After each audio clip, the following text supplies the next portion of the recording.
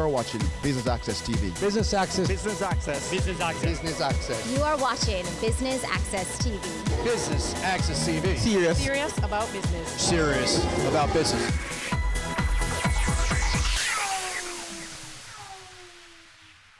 Stewart's Automotive Group has become synonymous with the auto industry in Jamaica and is breaking ground for the construction of its new home of the Jaguar Land Rover brand. And Business Access TV is here at South Avenue for the coverage. I'm Jamila Maitland. Stay with us.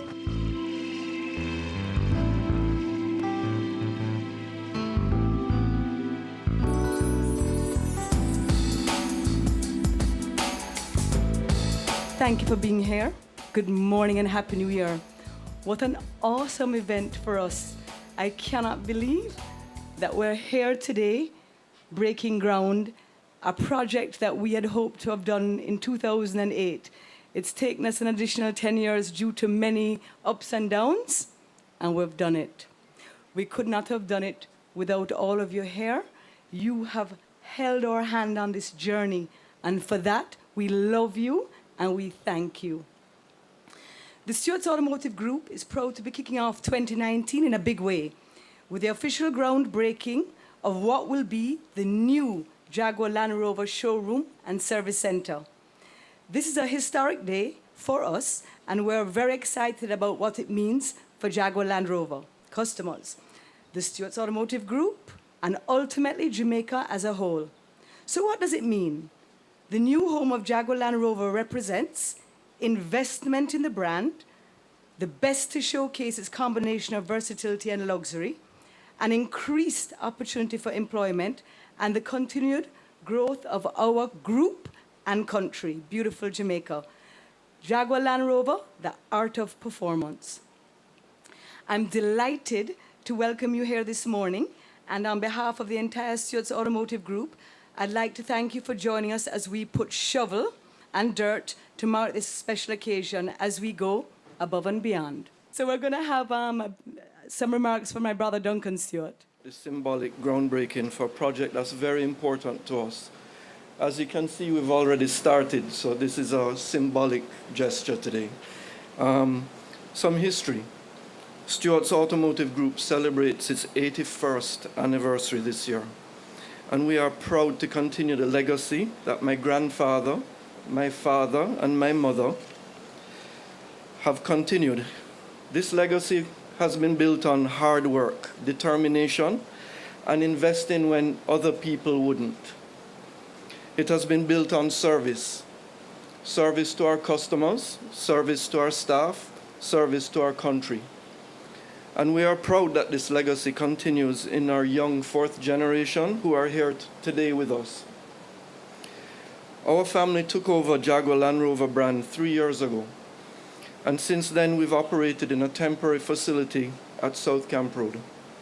In that time, we've grown from strength to strength by raising the benchmark for service and quality, whilst introducing fantastic new models that have raised the standards of luxury motoring in Jamaica. We are proud to say that many of you here today have experienced the brand promises of our premium products. Above and beyond for Land Rover, the art of performance for Jaguar, and I thank you for that. Today, ladies and gentlemen, we are excited to say that luxury has indeed found a new home right here. Here at Arthur Wint Drive, where both Jaguar and Land Rover will be housed. We are proud to say that we are bullish on Jamaica and bullish on the Jaguar Land Rover brands, putting our money where our mouth is. Our $13 million investment in this project will allow our group to offer our Jaguar Land Rover customers a world-class retail experience. And it will allow us to expand our horizons into real estate development with the additional space that we will have here for rent. The building will have 5 stories, covering approximately 5,000 square meters, 50,000 square feet for the rest of us. With JLR occupying the first 2 floors of the property, and we'll have rental property occupying the upper floors. We are working around the clock to have our showroom open and ready for the end of March. and to finish the project by September. And to give you some food for thought, what you see already built here started in October. So we are accelerating. Our Jaguar Land Rover facility will be very exciting. The first of its kind in the Caribbean, and of that we are proud. Built to Stuart's and Jaguar Land Rover's exacting standards. We've left no stone unturned to deliver on our family's promise of unparalleled service to our customers. With this facility, we will have the space to grow and to service our growing Jaguar Land Rover vehicle population in Jamaica. The layout, combined with investments in tooling and training, will allow us to raise our productivity. And of course, this standalone facility will give our customers exclusivity and dedicated attention that they don't have right now. Of course, any new construction, especially of this magnitude and investment, comes with benefits. For one, direct employment will be created for the persons in and around the community who will be part of the construction team. We will also house a business process outsourcing facility that will create employment opportunities for Jamaicans in this area and beyond. Secondly, our luxury brands, Jaguar and Land Rover, will now be housed here. The ambience and appeal of this location will no doubt be raised. We will set the standard in this area. Thirdly, we see this project as one that will heighten the sense of pride for persons operating and living in this area.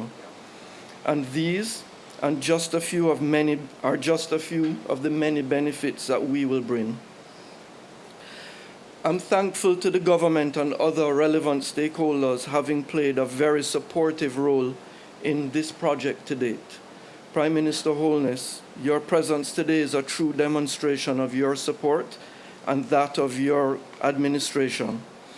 On behalf of the entire Stewart's Automotive Group family, I want to thank you for taking the time to be here with us. I'd also like this opportunity to thank our staff, our over 500 dedicated professionals whose hard work has made Stewart's Automotive the powerhouse that we are. We couldn't have done this without you.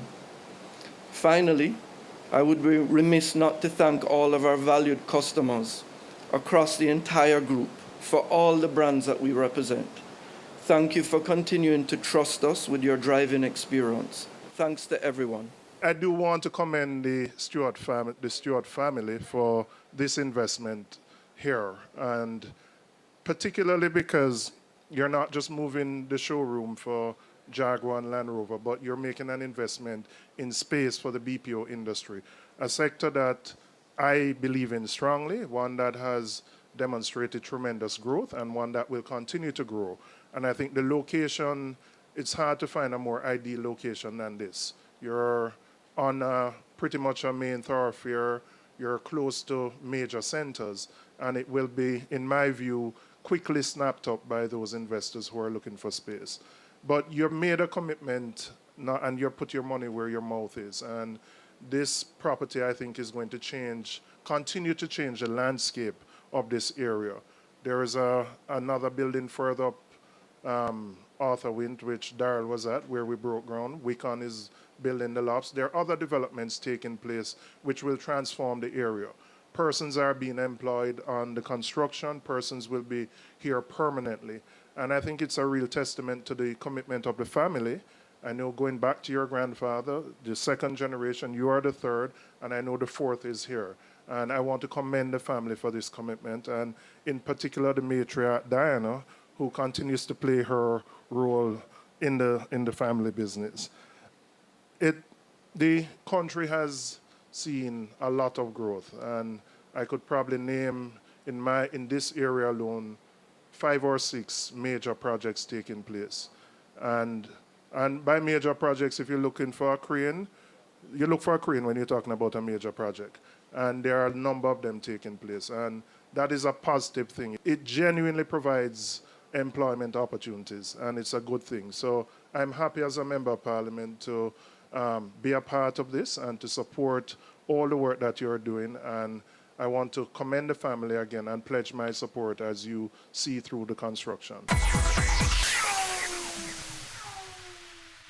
It's Island Hour, it's Island Hour, it's Island Hour, free eye test. It's Island Hour, it's Island Hour, it's Island Hour, free eye test. Free eye testing is back and it's here to stay. Island Eyewear offers free eye testing every day, all day at all locations island-wide. Conditions apply. Make your appointment today at www.islandeyewear.com or call us 630-1180. Island Eyewear, your style, your price. It's Island Hour, free eye test. We are serious about the business of real estate, so catch Home Sweet Home Sundays at 4:30 p.m. or if you missed it, check our website at batvja.com. Caring Hands Season 3 continues to effect change in a changing environment. Many of us were raised by grandmothers, right? So, I mean, we know the wisdom that these people have. Going beyond business. The little leaders of today are our leaders of tomorrow. And with the proper education, we'll have very good leadership coming from that. That's Season 3 of Caring Hands, creating change and shaping lives, every Sunday at 5:30 p.m. on Business Access TV. We are back with another exciting, innovative, and inspiring season. It takes a lot of stick-to-itiveness, being consistent and persistent in whatever you're doing. That's the bottom line. Business exists to add value to people's lives. And if we're not doing that, might as well we lock down the store and just call it a day. It's a Season 3 of Creating Wealth, Mondays at 8 p.m. on Business Access TV.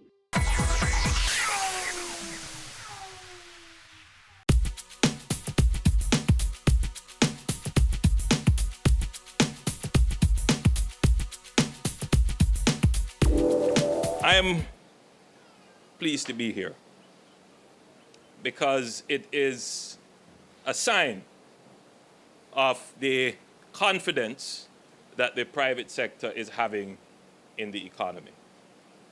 Let me say clearly for everyone that this is not a simple matter for someone or a group of people to take up their savings or other people's savings, to put themselves in debt, to take a risk because there is no certainty or surety or guarantee in business. It is a risk. Obviously, entrepreneurs, enterprising people are not reckless people. They would have sat and they would have calculated the risk. They would have done their assessment. Now, Julian pointed out euphemistically that much progress started under his administration and we are building on it. And that's a good thing. That is not something that should be denied. That indeed is the definition of progress and prosperity. When you build on what was there and do better than what was there. But in this regard, I take note of Jackie's statement that this project was actually conceived in 2008. So you see, it is passing through administrations. But in the sense as well, there is a certain sadness because it has taken so long. And that, my friends, is the challenge with doing business in Jamaica. It takes far too long. We have to do things, obviously, to make it easier to do business. And Minister Vaz has charge of that with ensuring that all the various elements that go into the ease of doing business, that those elements are improved. And we are strategically focused on that. But doing business is also a function of the general macroeconomic environment. So the ease of doing business are usually microeconomic considerations. But the macroeconomy is also very important. Things such as interest rates, things such as certainty with taxes. What will the government do with its tax policy? And how will that affect your income streams when you make the investment?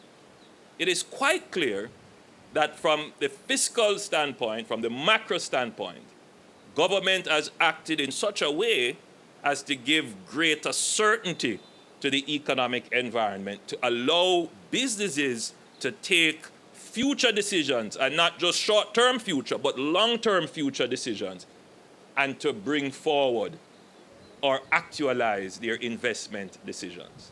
This would be a perfect example of that.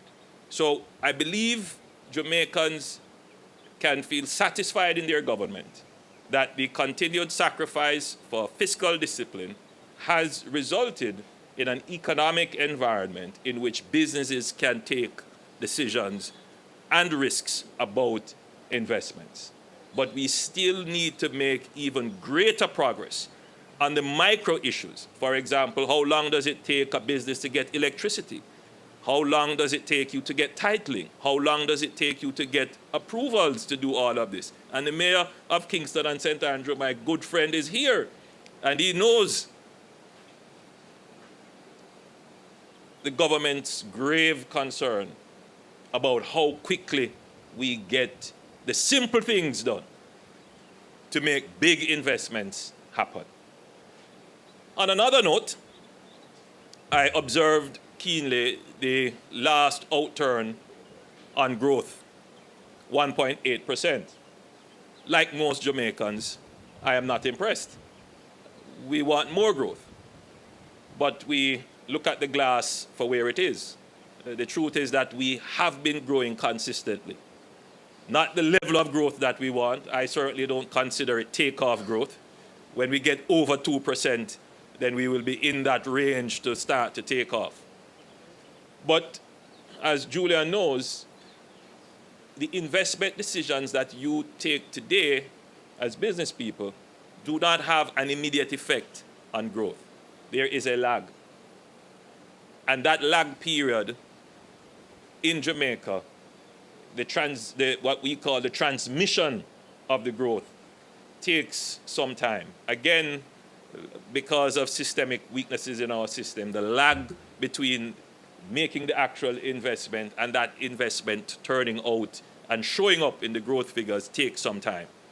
So you will see growth going into the future. But people always say to me, we see all these investments going on, as Julian was saying, that the national bird now is going to become the crane. Because we see so many cranes around Jamaica, particularly here in Kingston, new buildings being constructed. So it is a puzzle to many as to why is it that the growth numbers are not larger. There are many explanations, and I seek to prefer one to be considered. For many years, there has been a disinvestment in capital. In other words, capital formation in Jamaica over the past few decades has been negative. So in the national accounting systems, the disinvestment and the negative capital formation would mean that your ability to grow and grow rapidly would be limited. What you're seeing happening now is a return to investment in capital goods. A building, especially a plant, is considered to be a capital investment. And you can measure that in many ways. One, you can see movement in the stock market. You can see movement in the private equity and debt market.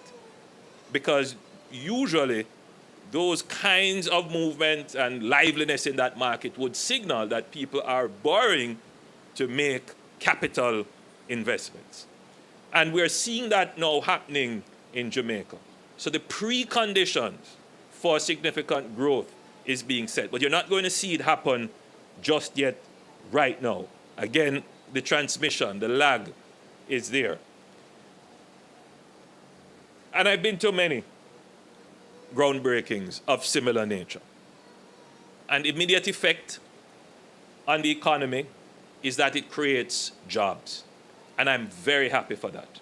Because it is one thing to have growth, but growth without jobs is immiseration. So we are happy that the growth that we are seeing, even though it is not at the level at which we want it to be, it is creating significant employment. In fact, I'm proud to say there are more Jamaicans employed today than ever in the history of the employment statistics. That is the case. And I've said it before and I'll say it again, that Jamaica can and will achieve full employment. We need to continue this pace of capital formation. We need to continue this pace of investment, and we will achieve full employment, which in itself will create a larger demand, which in itself will drive consumption, which in itself will drive economic growth. So Jaguar Land Rover has been sharing space with Suzuki down at our South Camp Road office, and frankly there's not enough space for both brands. So we've always been planning to build here, and so it's about saying when are the conditions right for us to make the right investment. And so we see that the track that Jamaica is going on, the track that Jaguar Land Rover as a brand is going on, means that's the right time to invest. It has been 10 years in the making. What does this mean for the persons living around here and just development overall of this space? Well, there are not many properties in Kingston this size that can be developed with what we want to do. So we're fortunate. We've owned this property for quite a long time. The construction here is bringing jobs to the neighborhood, so we are employing people here. All of the people who are working in the project are Jamaicans. So we have Jamaican construction, Jamaica architect, Jamaica engineers, and so on. And then, of course, the project, when it comes to fruition, is going to provide jobs because we'll have a BPO here. And, this property is well located centrally. We have a tertiary education institution next door. We have a hospital next door. And we have neighborhoods next door that, can provide workers with jobs in this industry. And, of course, for Jaguar Land Rover, we're getting our business all in one place, exclusive property just for Jaguar Land Rover customers. We're going to have productivity driven through our business because we are designing it from scratch. You are celebrating your 81st anniversary. How long has this been in the making, and what do we expect from the Stewart's Automotive going forward? So, we took over the Jaguar Land Rover brand 3 years ago. So it's been in the making for 3 years to put Jaguar Land Rover. Before we were going to put another brand here, but the circumstances of the Lehman crash made the economy and the motor vehicle business very tenuous. Now we have growth again. 2016 was the first year that the car business sold the same number of cars as 2007. So we've had a long time coming back to where we are now. And we see growth on the horizon, and we're very bullish about the future. What would you say to investors who probably are a little bit skeptic about, putting money where their mouth is, as you said? What kind of advice would you give them? Well, the real issue is about whether you're confident about Jamaica, about Jamaicans, and about the future. And we are, and we invite other people to take the same view. If you look around, you do see people making investments. So it's not that we are alone, right? The thing is that it's time for Jamaicans to change their own future. We have to build it together, and we have to do it together.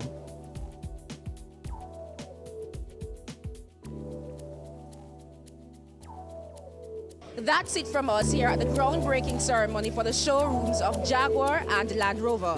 I'm Jamila Maitland for Business Access TV, serious about business.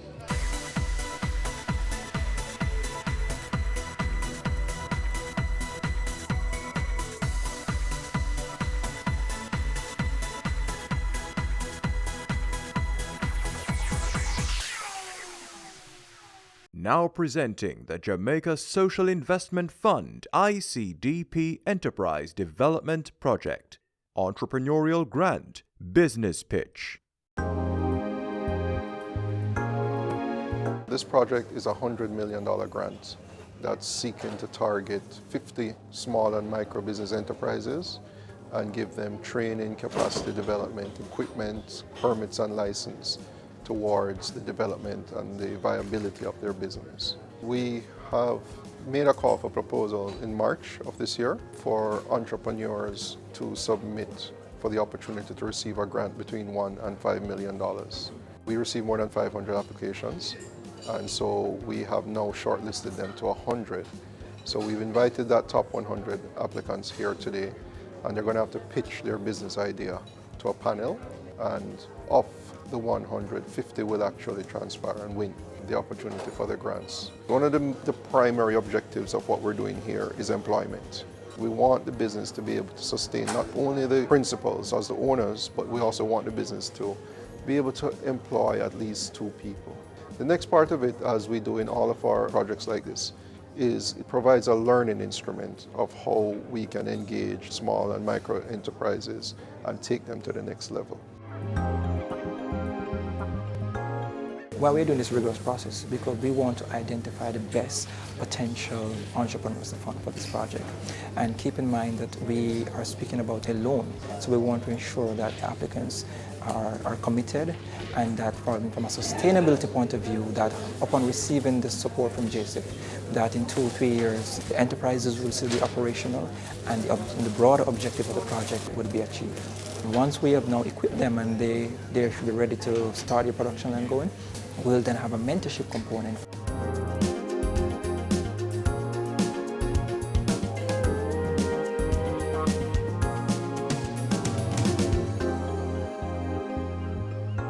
It has been a very competitive process.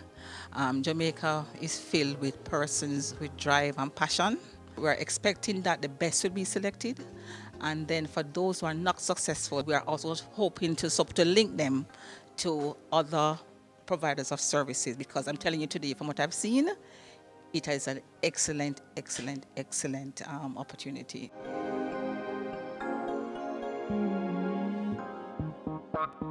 It's worthy of note that many persons coming here today already have some kind of semblance of a business, but they need the additional support to move that business to the other level, as well as some persons that come in with those proposals to start from scratch.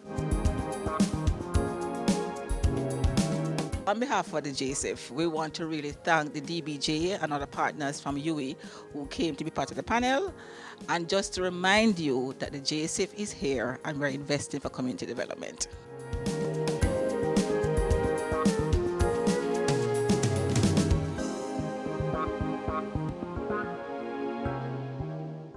Ready for cable for as little as $100? Ready for no monthly cable bill? Ready for 10 TV channels absolutely free? Then pick up our Ready TV box at authorized stores for $4,500. Hook it up to your TV set, then top it up with Ready Credit for 1, 7, or 30 days. Buy now and get $1,000 free Ready Credit and start watching your favorite shows. Pick it up, hook it up, top it up. Ready TV. Prepaid cable TV when you're ready. Now serving Kingston and St. Catherine. Limited time offer while stocks last. Conditions apply.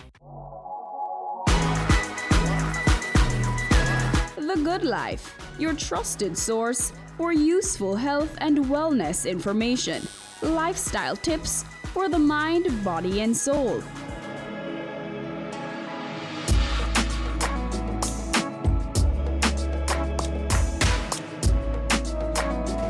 Tune in Tuesdays at 8:30 p.m. on Business Access TV.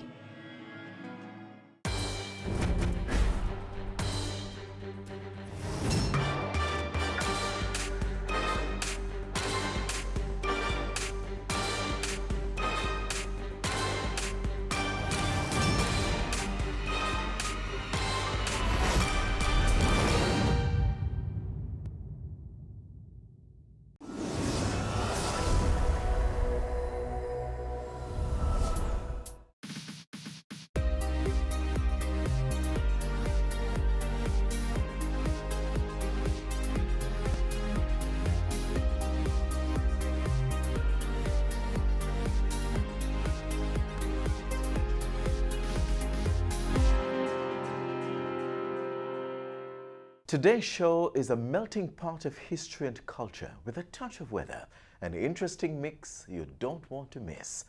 I'm Adrian Atkinson. Keep watching for your daily fix of Jamaica Magazine. It's the 9th staging of the JIS Heritage Competition, and this year we're talking slavery and reparation. Entries are now open, so listen up.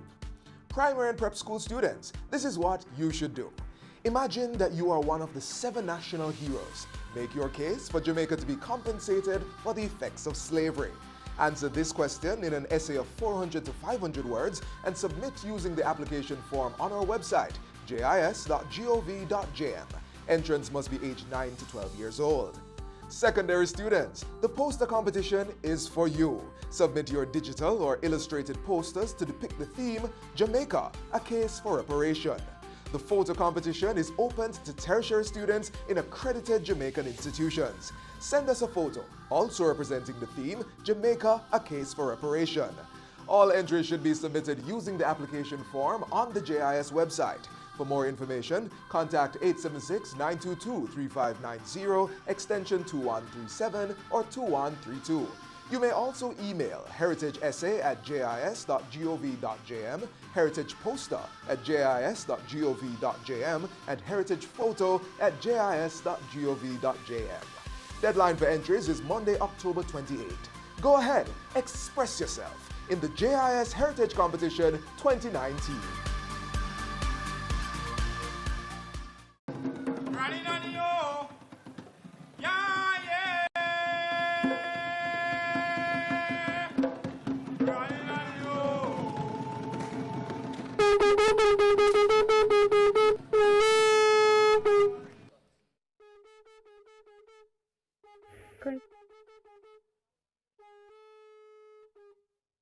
Welcome to our museum.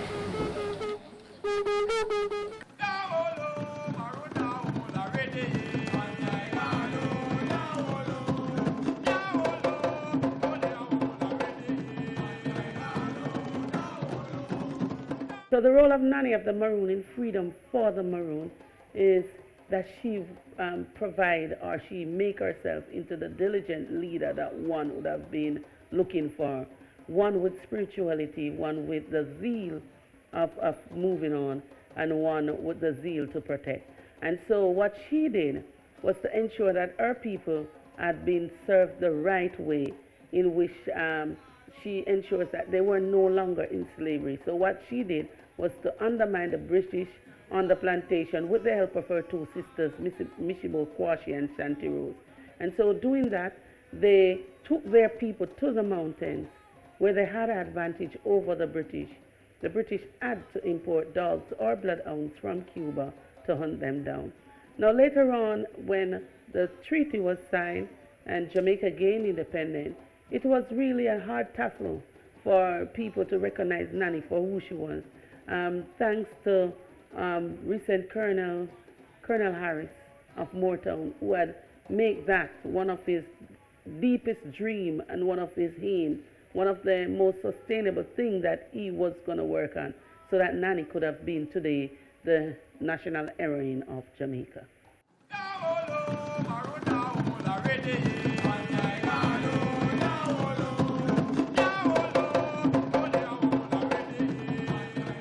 Some of our heroes, like Nanny, fought on the battlefield for freedom, while others, like Dr. Clinton Hutton, who's showcased in our next feature, have fought to preserve our culture. Watch this. I specialize in the philosophy of Caribbean politics, both historically and presently, through the centuries coming up. Politics of decolonization, the politics of resistance and social, radical and revolutionary movements in the Caribbean.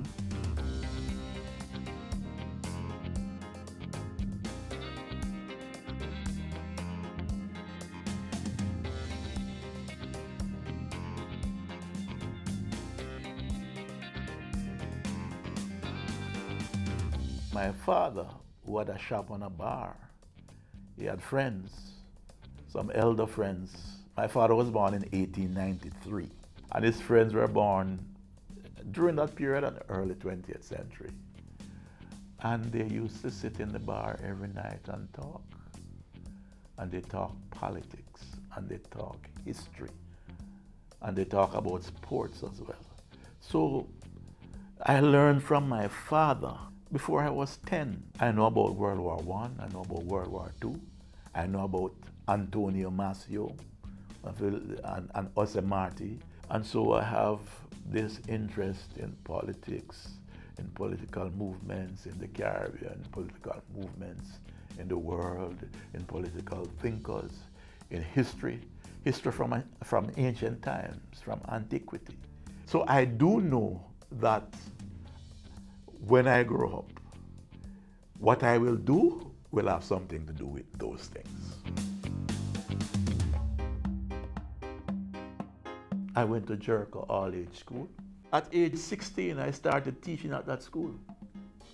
My first paycheck for the month was $92. No, $92 when I was 16 was big. It was 1971. I have taught all the age groups. I taught at primary, then secondary, and then university. But yes, I've been at U for 25 years. Teaching people to imagine is critical. Teaching them to analyze is very, very important. Teaching them to ask questions. Teaching them to find solutions. And teaching them to see learning as an adventure.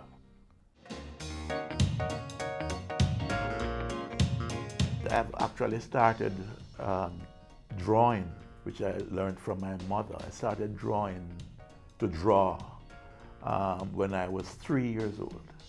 And I started painting when I was about 5 and 6. My works of art, I've published over 200. I've written extensively about the visual arts because I think that we learn a lot about art out of Europe. What we need to do, we should be master of learning about arts over the world, across the world. But importantly, we need to know about our own artistic tradition and what constitutes beauty in our art.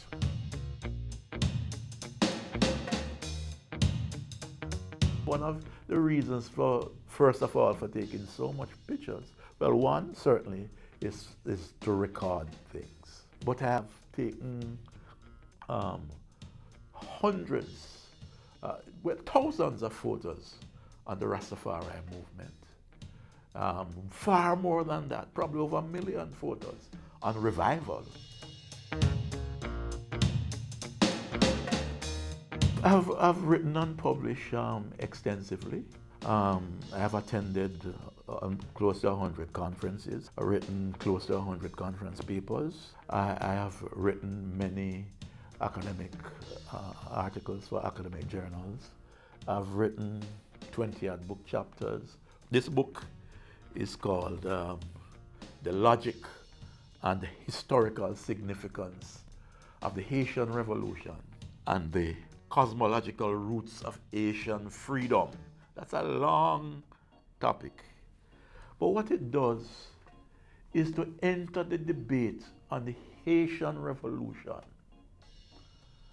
as it was written and is being written today.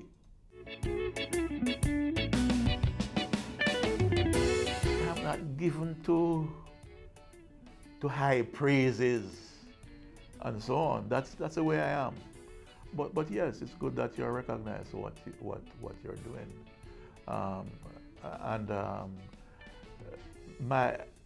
have a tremendous level of self-motivation and a tremendous level of interest in the wisdom and creativity of ordinary people.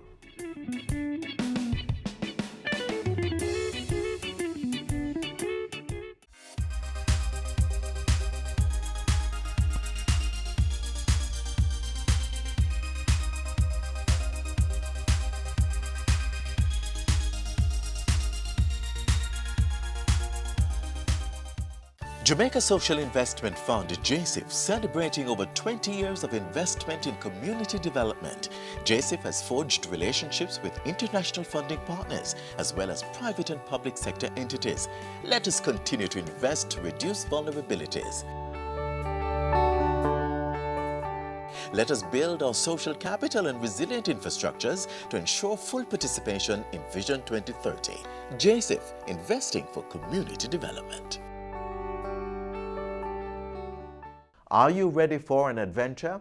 Right now, join JIS TV producer Janisha Dugan as she takes us to the culturally rich parish of St. Catherine.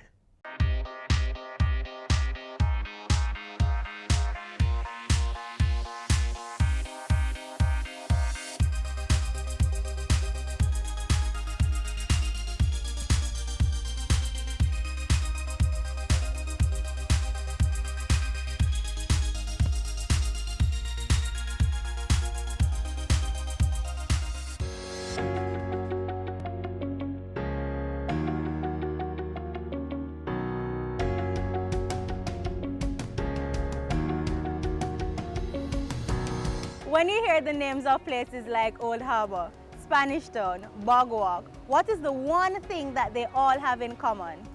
They are in the parish of St. Catherine, and St. Catherine is my parish. It's my home, and it is also the home of Jamaica's first free black community, Sligoville, the third longest river, Rio Cobre, and some of the oldest bridges.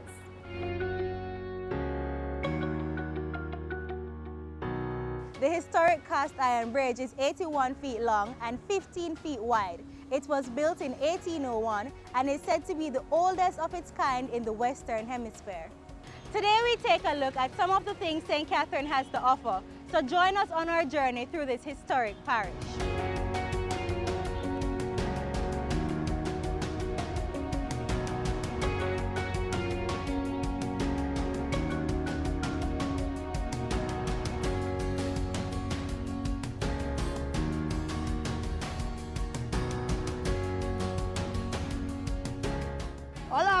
Beach are the best beach, the best community. Fish them proper, everything that's good. Original fish we have over here, no bomb fish. We large, you hear? Extra large. We think shot over here, you hear?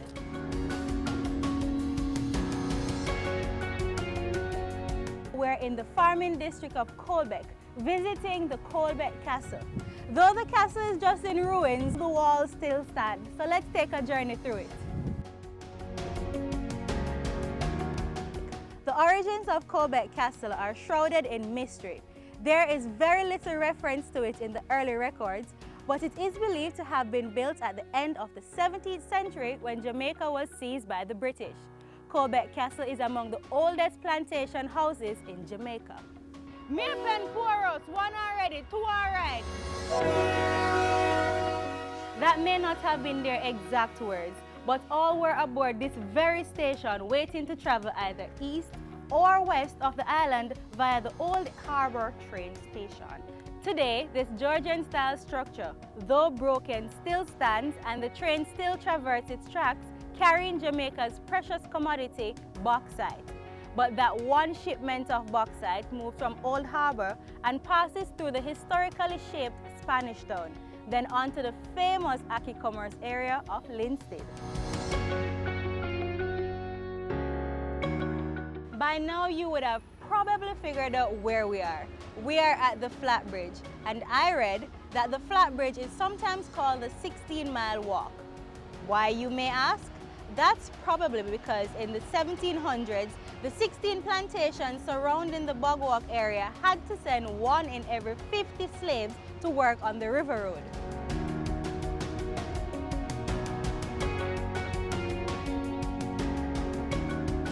Before there was the highway, whenever the Rio Cobre overflowed its banks, motorists had to travel through Sligoville, the same Sligoville that was the first free black community in Jamaica. Sligoville is a community that is made up of some smaller communities, but Sligoville is the hub. Sligoville is the base where most of the historical activities took place. We are standing on one of the 30 acres of land that were distributed as free villages. That is once a house that they're supposed to be using from those days. But what happened is that during slavery, the slave master would live up on the top part, and below it, they have a little cultivation for the slave. It has all the attributes of a house being used at that time. Because they have wackland, daub, and things like those. So it's one of the old-time houses.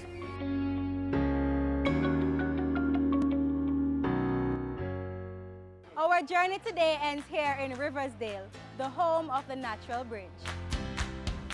This area, we used to play pokinas, keep party, and stuff like that. There's a cave that can lead you to about 20 miles, about 18 miles from here to a next district they call Crawl. What is Pokina? It's like a card pack, right? But it's a book, like a bingo book, with all the cards on it. Like the queen, the art, but it's a big book where you use stone and mark it, and you pick that card pack. And when you pick that card pack, the number that come up, if you have it, just like bingo. So bingo is a newer version then of Pokina. Yeah. Well, the Natural Bridge is a great place, as you can see. It's the 8 wonders, and it's built out of strictly stones. No addition. It is just stone, so it's natural. It's just natural. So I'd like people to explore it, see what it's all about, and they can see it for themselves.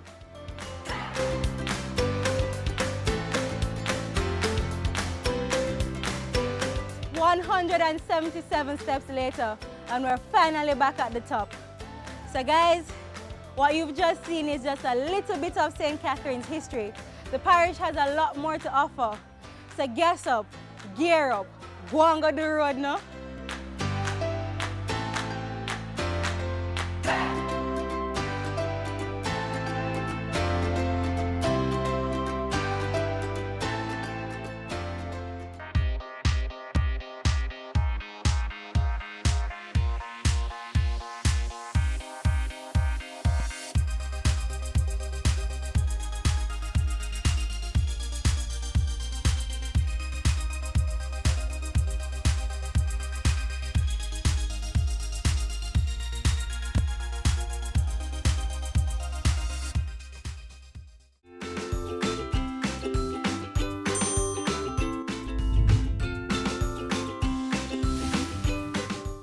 And now we transition to the weather.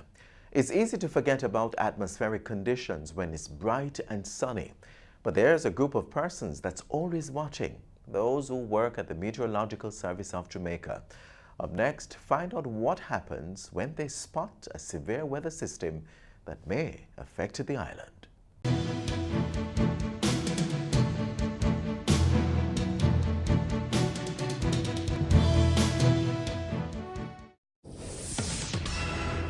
Tropical Storm Hugo has been upgraded to a hurricane and is expected to impact Jamaica.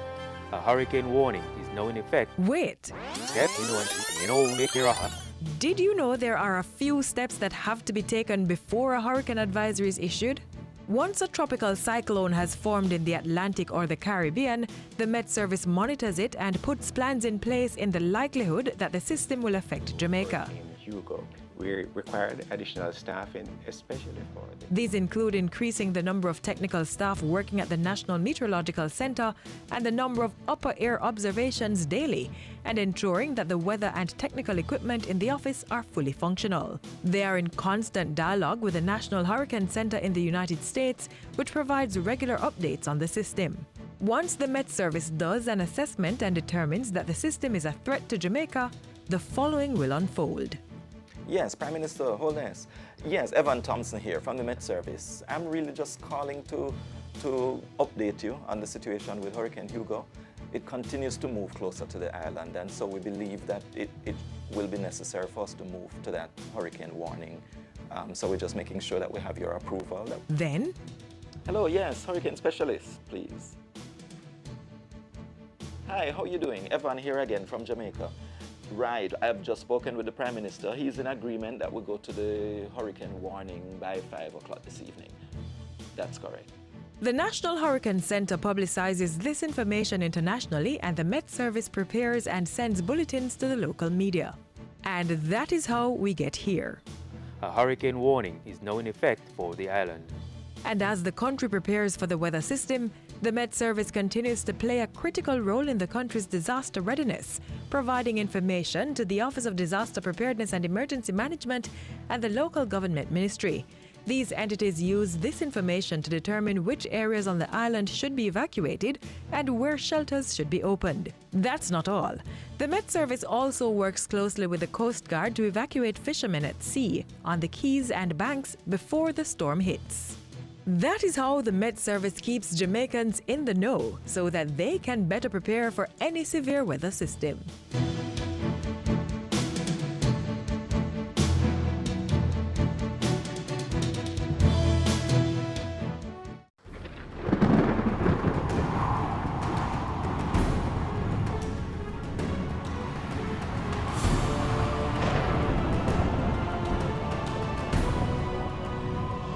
Jamaica's location in the Caribbean basin makes us vulnerable to the eventualities of the hurricane season. It is therefore critical that from June to November we always prepare for tropical cyclones.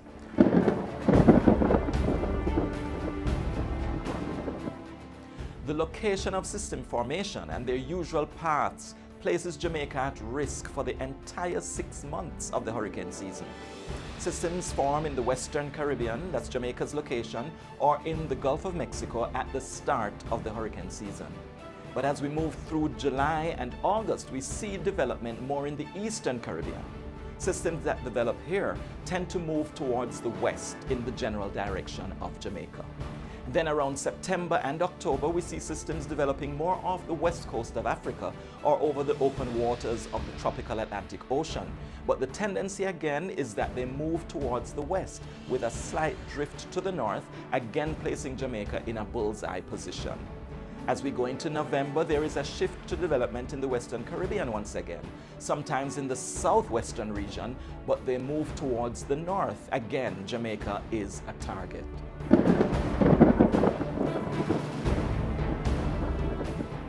So if we look at the trends over the last 18 years, from year 2000 to 2018, we see that several systems have affected the island, such as Hurricane Ivan in 2004, Dean in 2007, or even Sandy in 2012. Many people say that Ivan only passed close to Jamaica, it never really hit us, but it was a direct hit. We came within the ambit of the most tremendous wind speeds that are associated with a tropical cyclone. The eye wall moved over the southern coastline. Dean in 2007 was another hit for us. The center of the system was off the south coast, but again we came within the eye wall of Dean as it moved along the south coast. And in 2012 we had that visitor from the south. This was Sandy moving over the eastern part of the island, making its entry near Harborview and exiting around Port Antonio on the northeast coastline. It moved across the island as a Category 1 hurricane. We also had some systems that had unexpected but significant impact over the island. We had Wilma in 2005. This was one of the most powerful hurricanes ever formed. The system lingered in the early stage of development just off the southwest coast of Jamaica. We got 2 weeks of heavy rain, even though it did not move over the island. And then in 2008, you might remember Gustav. Gustav caused significant flooding and devastation as it moved across the country. And it was not even a hurricane, it was a tropical storm. Then there was Nicole back in 2010, which caused severe flooding even though it was not even named a tropical storm when the rains were pounding the island.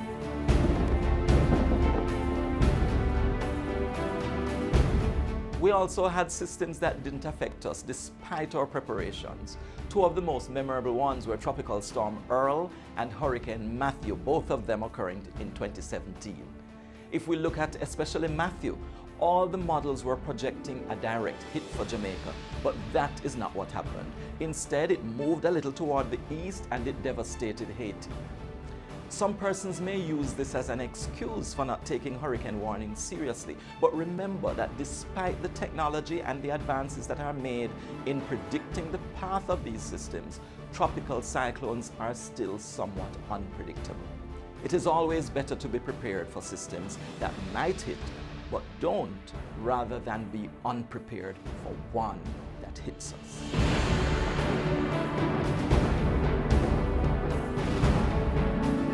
So the message I want to get out there is about being prepared all the time, because a tropical depression, a tropical storm, or a hurricane could be a threat anytime before or during the hurricane season.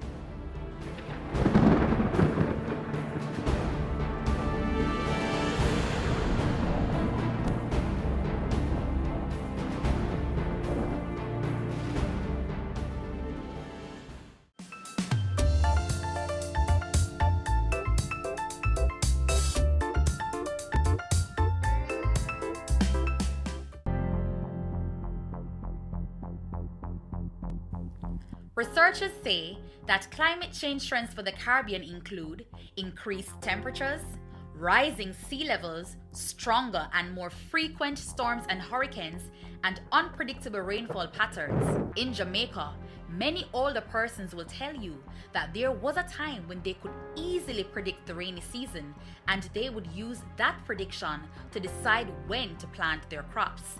But this has changed. A warmer earth means an atmosphere with more energy and moisture. As in other parts of the world, these two factors result in more extreme Caribbean weather, such as floods, hurricanes, heat waves, and droughts. From 2013 to 2015, Jamaica underwent its worst drought in 50 years. Many people in the city didn't have water in their pipes. In rural areas, water in springs and streams dried up. Jamaica's eastern parishes got 90% less than their normal annual rainfall. Agricultural production fell by more than 30%. Losses due to crop failures and wildfires were estimated at $1 billion. Fast forward to 2017, and there were many incidents of flooding all over the country. The increased irregularity in rainfall that led to severe drought on one hand and extreme flooding on the other is a sign of a changing climate. Scientists have also documented a strong connection between the impacts of superstorms like Hurricanes Sandy and Maria and the human-caused global warming. In Helshaw, the feels than it was several years ago. So, climate change is real, and it is changing how we live in Jamaica. In part 3 of this video, you will hear more about what we as Jamaicans can all do to help.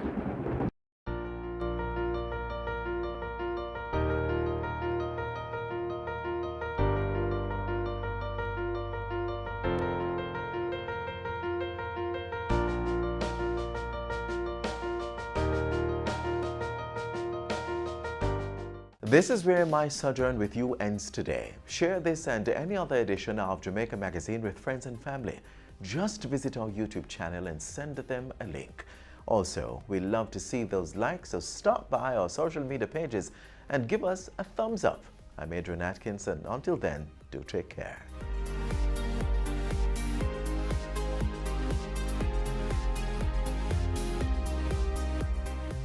This has been a production of the Jamaica Information Service, the voice of Jamaica.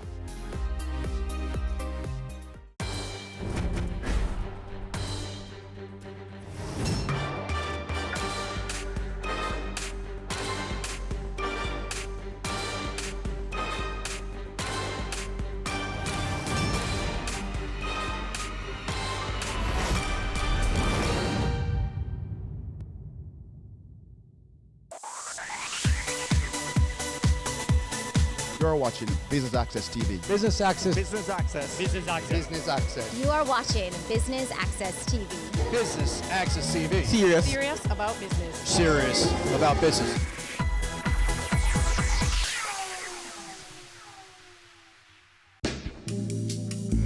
Business Access TV is here at the Carib Cinema for Yellow Digicon 2018, dubbed Digital Marketing Innovation Ready for Tomorrow. I'm your host, Amita Prasadwe. Please stay tuned to Business Access TV for highlights.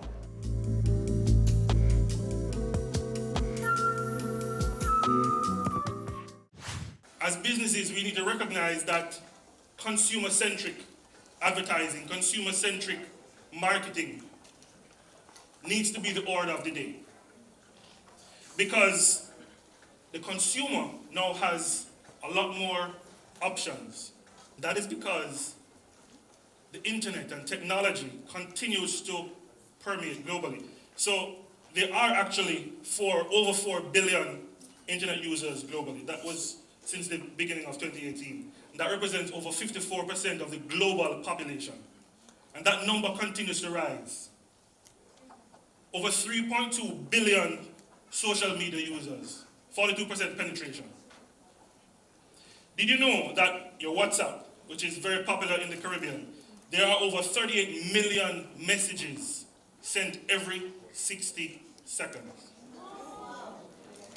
In every 60 seconds, YouTube, there are over 4.3 million videos that are viewed. It means that with this proliferation of content, brands have to wade through all of that information, all of that noise, to be able to zero in on who the customer is. And that is why the customer has so much power, because they can choose not to be exposed or to consume your information. Social media is excellent, and the Google Display Network, short pushing ads, is excellent at bringing interest, bringing awareness to your brand or your product. But having created that awareness, what then? Are we still expecting that customers will actually buy the first time they become exposed to your product? That, if you are expecting that, then you're in for a rude awakening. You have to court them.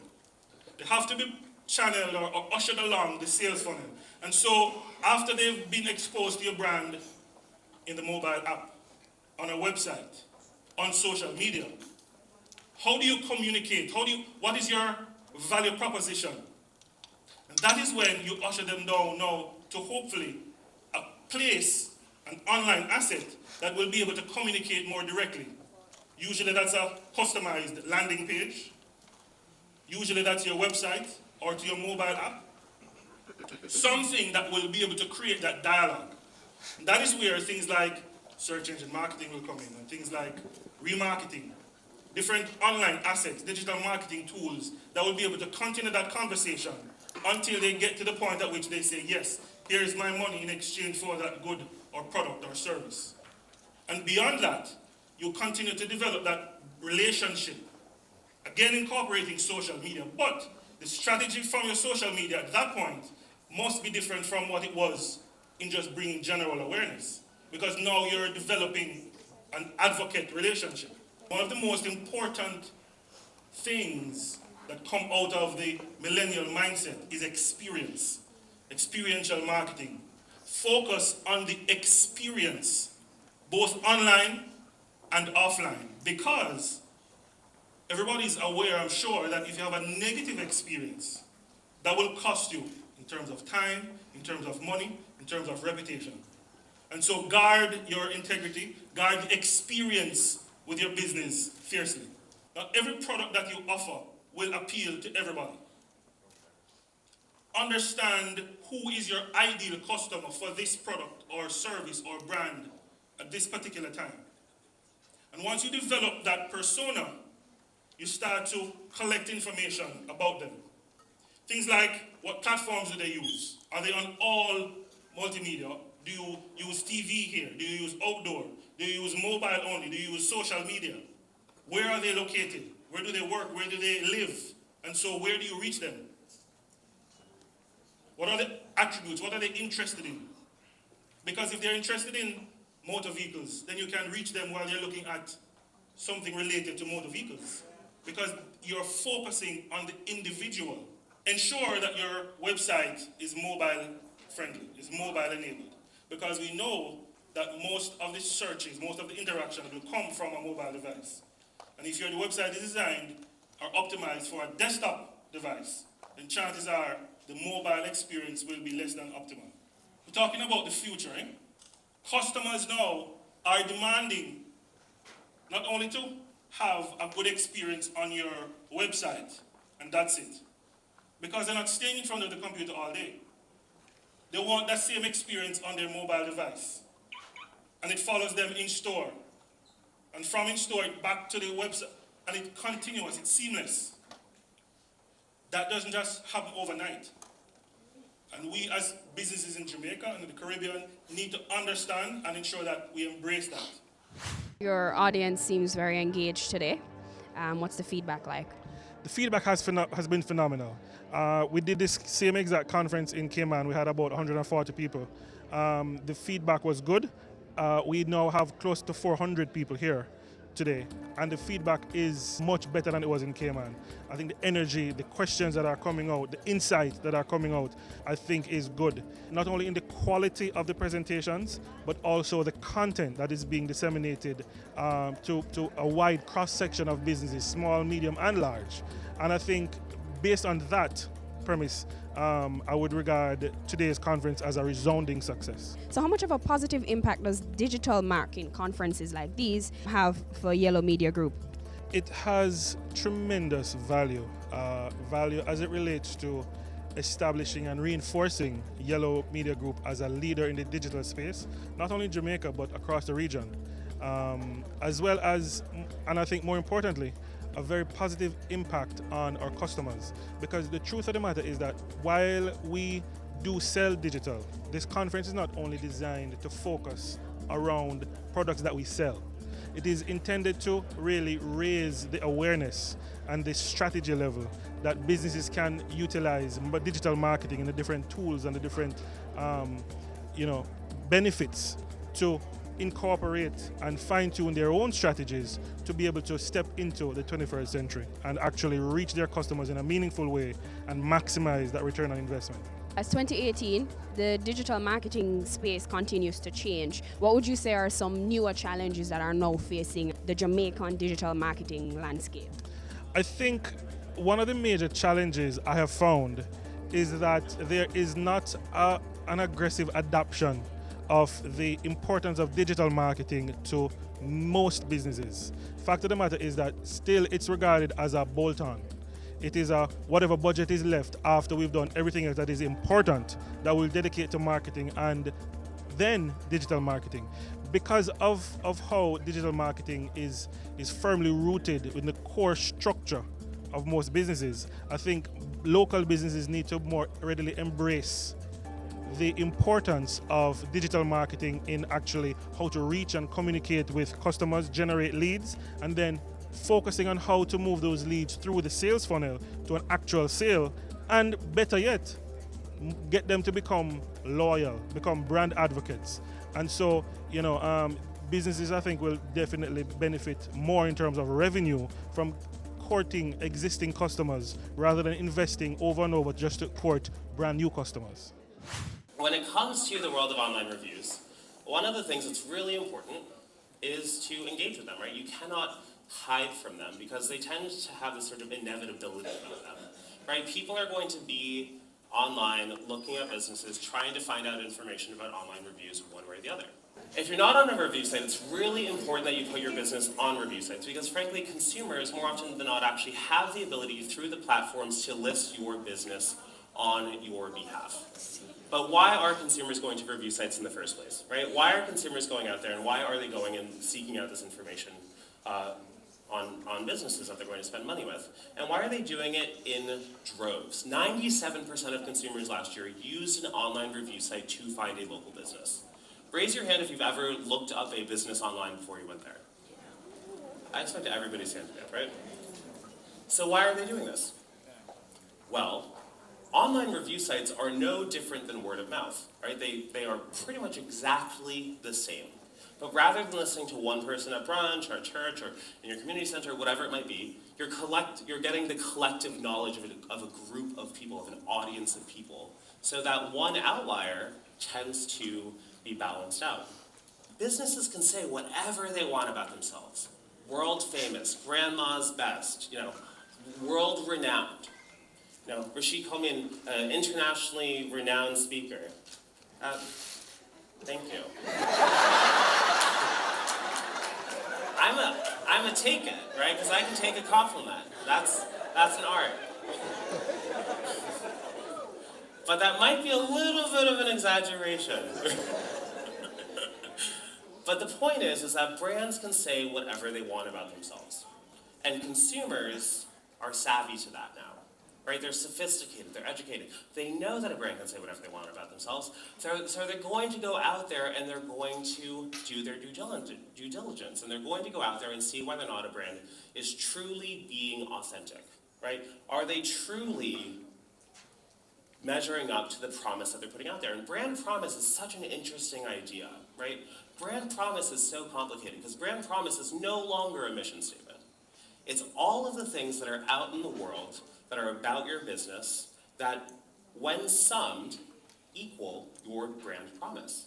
When you're setting yourself on a local business directory or a review site, the thing that's really nice is you don't actually have to go on there and spend that much time proactively managing it. Maybe it's something you check once a week or every 2 weeks, whatever it is. But you do need to take a little bit of time to set it up and make it unique. So make sure that you're in the categories that make the most sense for your business, but also make sure that the way that you're talking about your business is compelling, right? Photos are going to be a really big differentiator between you and people and other businesses in the area, because that is a much more telling idea and much more telling example of what you do and what makes you so unique. So make sure that you're uploading at least 10 photos to your pages. And with your photos, don't just do your logo and your product offering and whatever. Focus on the people and the team, because that is the heart of any business. It's the people who spend so much time doing that, right? Next thing, set yourself up to start taking some reviews in those business details, right? Do you take credit cards, things like that? Those are the little things that consumers might be looking for that it's going to be really, really helpful to have on there. Just like Rashid was saying, if you have beach access, you want to make sure that those types of additional details, because you don't know how consumers are searching necessarily, you want to make sure that you're casting a wide net for everything that you do. So don't get lazy. Make sure that you take the time and you set yourself up correctly, and then every 6 months or so, update as there are changes to your business. So again, basic business information about your business and photos. If one person has given you a negative review, that means that there are 99 people who probably thought the exact same thing, but never took the time to write it down. So as a business, the people that you should be afraid of are not the one-star reviewers. It's the people who walk away and don't tell you why they're walking away. People walk away and say, I wouldn't go back there, but never tell that business why, because the one-star is, oh, they love you enough to tell you why they hate you. Right? They're giving you the feedback to improve and to grow. We spend over $500 billion a year on advertising, about $9 billion a year on customer service. That is such a disconnect, because it's your existing customers who are going to drive the most revenues for your business. So that's why the final step here is staying engaged. Stay connected, stay logged in, check your page, deliver feedback in your weekly team meetings, whatever it might be. Make sure that you are staying on top of it and that nothing is slipping through the cracks. What are your thoughts on Yellow DigiCon? I'm excited. When I saw it at first, I was like, okay, I need to see what I can learn as much as possible, because I'm at a stage where I'm trying to grow. And I think this is very good for someone who's trying to grow not just their business, but their self and their experience. It's relatively early, but have you learned anything thus far? Definitely. I took some notes, especially with the presentation by John Carl about the reviews. That's where most of my notes came from, because it's not something that was at the forefront of my mind, but now I'm considering everything that might be as of equal importance as many other marketing functions that I do. So give us some feedback on your presentation. So one of the things that I noticed with the audience is, one, the amount of energy was insane, but also the kind of fear of online reviews. And I think that's a really natural thing. I think people tend to be nervous that, I'm going to put myself out there and I'm going to get rejected or I'm going to get negative feedback, which is a natural fear when you're a small business owner and your reputation is a lot of times tied to your revenues. But what people don't understand, I think what people need to embrace, is that every single business, every single person has the opportunity to improve and the opportunity to grow. So online reviews and feedback is the only way that you can do it, and it's the only way that you can really build a sustainable business. So I think that was one of the most exciting things to communicate to people, is that online reviews are not something to just be afraid of. It's something that you embrace and you use, and is a tool that can help you be better every single day. What are your overall views on Yellow DigiCon? I think this conference is wonderful. Anytime that you can get people out of being in front of their computers or off their cell phones and in person, you will always like the connections that you make in real life are so valuable and more valuable than the connections that you make solely digitally. Connecting with somebody in person is much better than connecting with somebody on LinkedIn because you actually get to experience and understand and learn about that person. And those connections, from a small business perspective, are the ones that you can take back to your business and that then become tools for you, not just kind of these amorphous alien, interactions. Stay tuned for more Yellow Digicon after the break. Doggin Global Introduction. Doggin Global is an integrated multidisciplinary professional service firm. We are integrated as one firm and provide several professional services, including audit, accounting, tax, IT, risk, HR, performance, M&A, corporate recovery, and other advisory services. The firm is organized in several professional service units, which includes Doggin Auditors, Doggin Advisors, Doggin Legal, Doggin Finance, Doggin HR Solutions, Doggin Tech Solutions, Doggin Media, Doggin Corporate Secretarial. If you are interested in any of our services, please contact us for a free quote. Email info@doggin.global. Website doggin.global. We are back with another exciting, innovative, and inspiring season. It takes a lot of stick-to-itiveness, being consistent and persistent in whatever you're doing. That's the bottom line. Business exists to add value to people's lives. And if we're not doing that, might as well we lock down the store and just call it a day. It's a season 3 of Creating Wealth, Mondays at 8 p.m. on Business Access TV.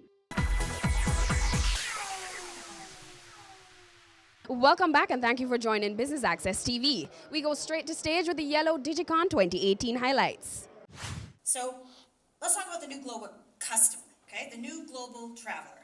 Because you need to understand what those expectations are in those consumers that are coming into your market, who are actively looking for you while they're here, okay?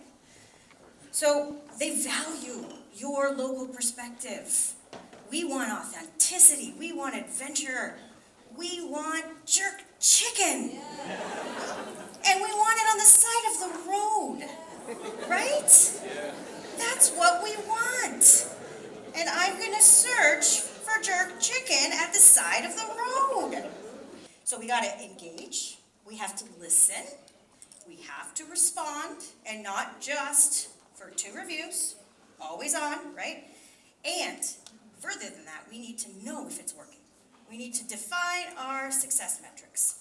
And most importantly, we need to tell our stories. The expectation now is that consumers, not just travelers, but consumers want direct connect with brands. They expect immediate responses. They expect accurate information. Don't send me in the wrong direction with an unmarked pin on a map. That's not going to make me very happy. Also, surprise and delight me. Tell me why I need to come to you. Give me that excitement about why I need to come to you, because sure enough, I'm going to share my experiences. I tell you, whoever's followed me on Instagram, look out, because there is just, a slew of my adventures happening in my stories, and because you know what, that's what I want to do. I want to show. I'm not going to lie. There's a bit of a snowstorm in April in Canada right now, like a really bad one with ice. Guess what I've been posting?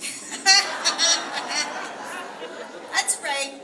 Sun, cocktails, on the beach. I'm having fun in Jamaica. That's right. So I want to do that because we like to brag, right? So leverage that. Create those opportunities to engage and listen and share that stuff because they want you to be the personality. So if we're listening and responding, that means we could actually be listening and responding even on Instagram or Twitter or Facebook. With posts like this from real people, we could be responding to them directly. We can find this content through hashtags, right? And, listen and sort of respond. And if you are that brand, not the thank you for posting, but, great shot, or ask them even to use their content. Video content is king. Also is live streaming. I'm sure many of you are. Is anyone live streaming this right now on Instagram or Twitter?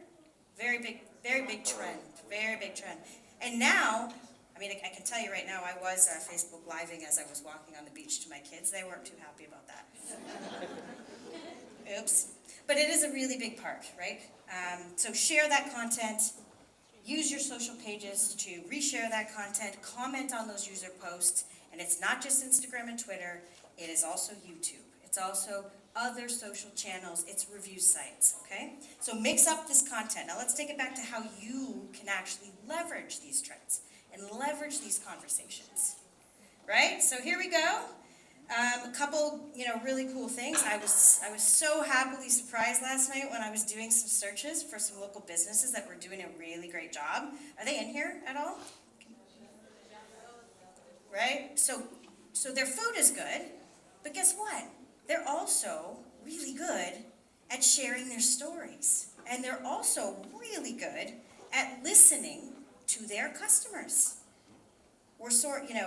So for example, there were quite a few posts on these with comments saying, what was this one? I went for dinner last night and you were closed.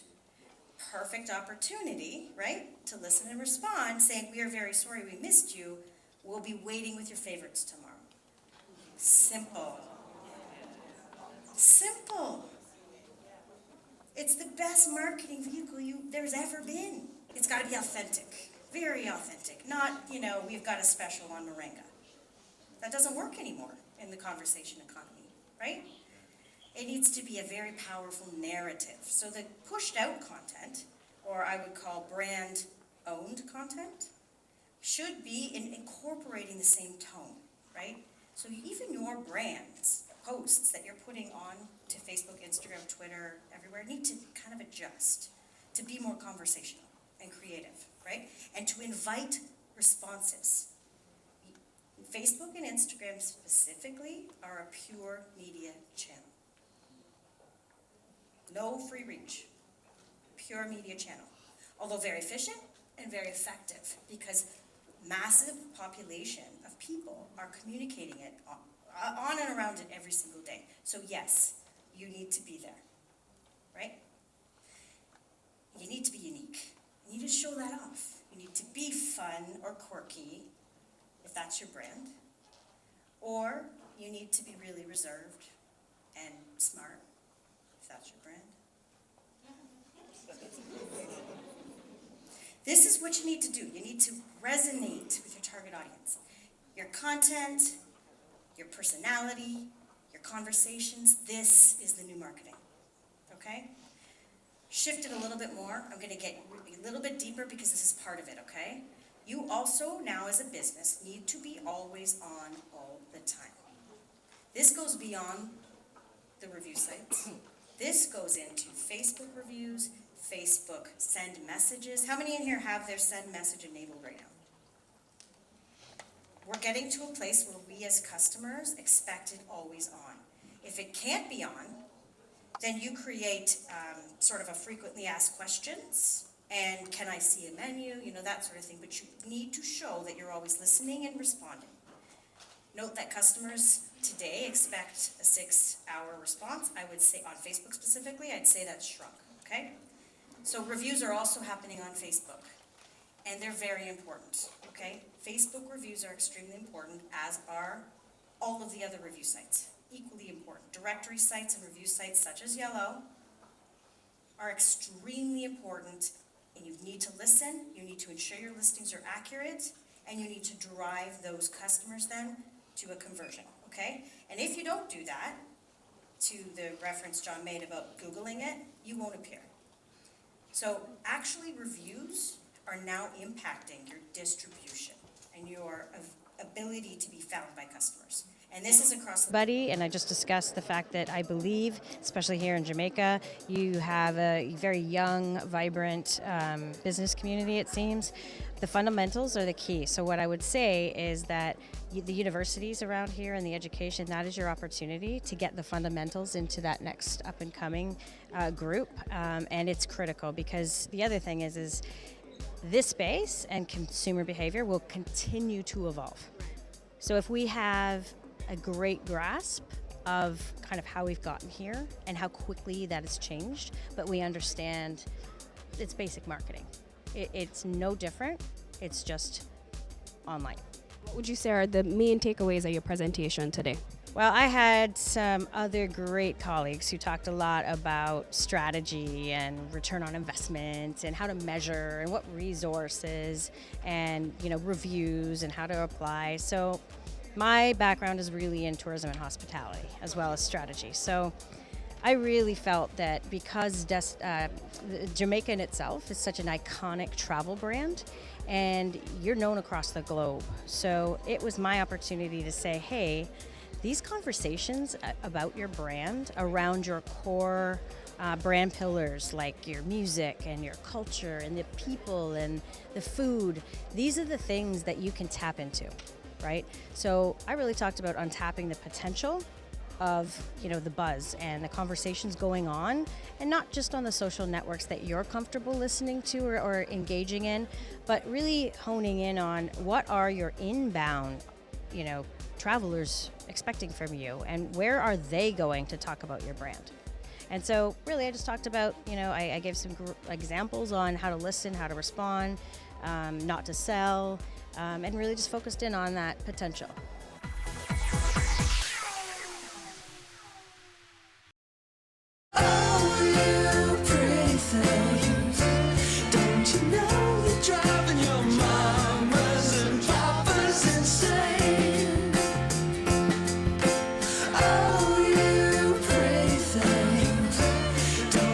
Great design is not only how things look, but also how well they work. The GLC, more than meets the eye.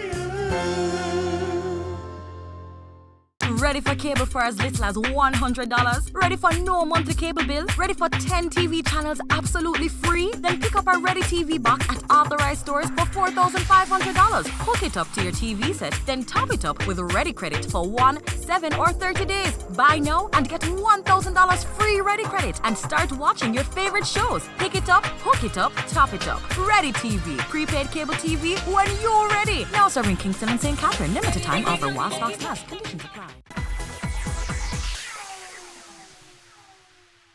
How many of you all use a marketing plan on the daily basis? You execute it. Ooh, 1 out of many. 2, 3, maybe 10, right? For the rest of you, how are you? Think about how you're executing marketing tactics without a plan. You don't know what to do. You don't know your expectations, and so you celebrate that one kind of comment. Who posts and they get one comment and they go, yay, social media. Right? It's so true, right? You go, yay, this works. And then you get no sales from it. No one's converting. You go, boo, social media, I hate it. Well, we have to start realistically understanding through first developing a marketing plan so you can understand what a lead is and your expectations. Next is, you don't have a focus. No, you don't. You may believe you do. So target marketing is crazy. It can be crazy sometimes and very difficult. So how many of you all right now in your marketing campaigns are targeting more than 4 target audiences? Yeah, I know, you're out there. You don't want to raise your hand, right? Because you know where I'm going with this, right? 1 target audience. You got 1 target. How many of you are targeting? What are you targeting? Nobody's targeting? You're not doing business? You're just kind of waiting for them to come? You're going, whoever buys my business, I'm all right with it, right? I want that to stop, right? I want that to stop. I absolutely want you to start developing a more focused marketing plan so you can get the leads that you want. Because who wants to make money? All of us, right? Next is, we confuse sales efforts with marketing efforts. So you believe that your marketing is going to get you paid. So listen closely to my simple solution so you can understand. Marketing gets you leads, sales gets you paid. So now we're going to start focusing on practicing more efforts that will get us leads so that we can cipher into getting paid. Here's the reality of marketing. It is for your customer for tomorrow. Marketing is about sustainability, not immediate profitability. And so we believe that if we do marketing, that tomorrow you will get paid. And it's not true. Tomorrow you will have the interest and attraction of a person when you market correctly. On the top half of our funnel is marketing efforts. It's awareness and interest. The bottom half is decision and action. Marketing, especially in social media, is going to help you get attention so you can get interest so that you can start to do sales activities to have them make that decision. So we have to figure out how many leads is possible and how many leads you want to get when you're marketing, when you're doing your marketing on to social media. So how many? What does that look like? 80-20 rule. Anybody know about the Pareto rule? I know, right? So at first glance, this says 80% of your results come from 20% of your efforts. Now that sounds pretty cool, right? You mean to tell me only 20% of my efforts? I could do like 20% and like I'm gonna get 80% reward from doing 20%? That's not what it means at all. You guys know this, right? So in marketing, it's 80% of your leads should come from 20% of your marketing. That means your marketing has to be so tight. It has to be so direct, so specific that you're getting the majority of your leads from it. So it actually means, this Pareto rule means that you need to get more efforts, more tight with your targeting market. So how do you do that when you generate leads? It's going to help you to increase your sales. By condensing down, you're going to be able to expand yourself. I know that sounds kind of crazy, like retract to expand. Absolutely, because you'll have more focused efforts and you'll be actually attracting the people who want to buy your things. So it is important. It is important to know that when you get better leads, increasing the sales is important. All money is not good money, is it, right? We have some, yeah, I know. We have some of those clients, or some of those clients we wish we didn't have. It costs too much to even deal with them in the first place because they're not your target. You want to start really developing leads that are going to get you paid the way you want to get paid. It's also going to help you make better budget decisions. How many of you all have, I'm laughing because you're going to laugh at the question I'm going to ask you. How many of you all have marketing budgets? Great. Marketing budget. What is a marketing budget, right? So here's a simple method about marketing budgets for you. And you should have a marketing budget. We're marketers. You should have a marketing budget. How much are you willing to spend inside of the grocery store on a particular product? So think of it that way. You really need to start investing in your marketing because you cannot just post and people appear. If you build it, they won't come. In fact, you need to build it, drag them over there, beat them in the head. You have to get them to see. In fact, if you didn't know, it takes 7 times in marketing for someone to see an ad for them to pay attention. Now, how many of you have paid attention 7 times to the same ad? I know, non-existent. So I'm going to teach you some ways to get you in front of your ideal audience to help you make better budget decisions. Well, I qualify these by the number of people that I actually talk to during the week. Oftentimes, specifically me, I use LinkedIn to have conversations, at least 10 conversations a week with people. With my percentage, we talked about 80-20, but I'm in that kind of a miracle lane where out of every 10 people I talk to, 7 of them buy something from me. So whether it's a book, because they like me. You like me, right? They like me. You like me. I know you like me. If you don't, you will after this. They know, like, and trust me, right? How many of you all buy from strangers? Hey, I got some shoestrings. You want to buy them? Right, the string, like, you don't need them, right? They're strange. But if you knew me and you were comfortable with me, you'd buy my shoestrings. So it's important, it is absolutely important to engage and to qualify those people that you want to buy what you have, right? Like, shares, and comments can be leads if you respond back. How many of you all get likes on your post and don't say anything? I know, right?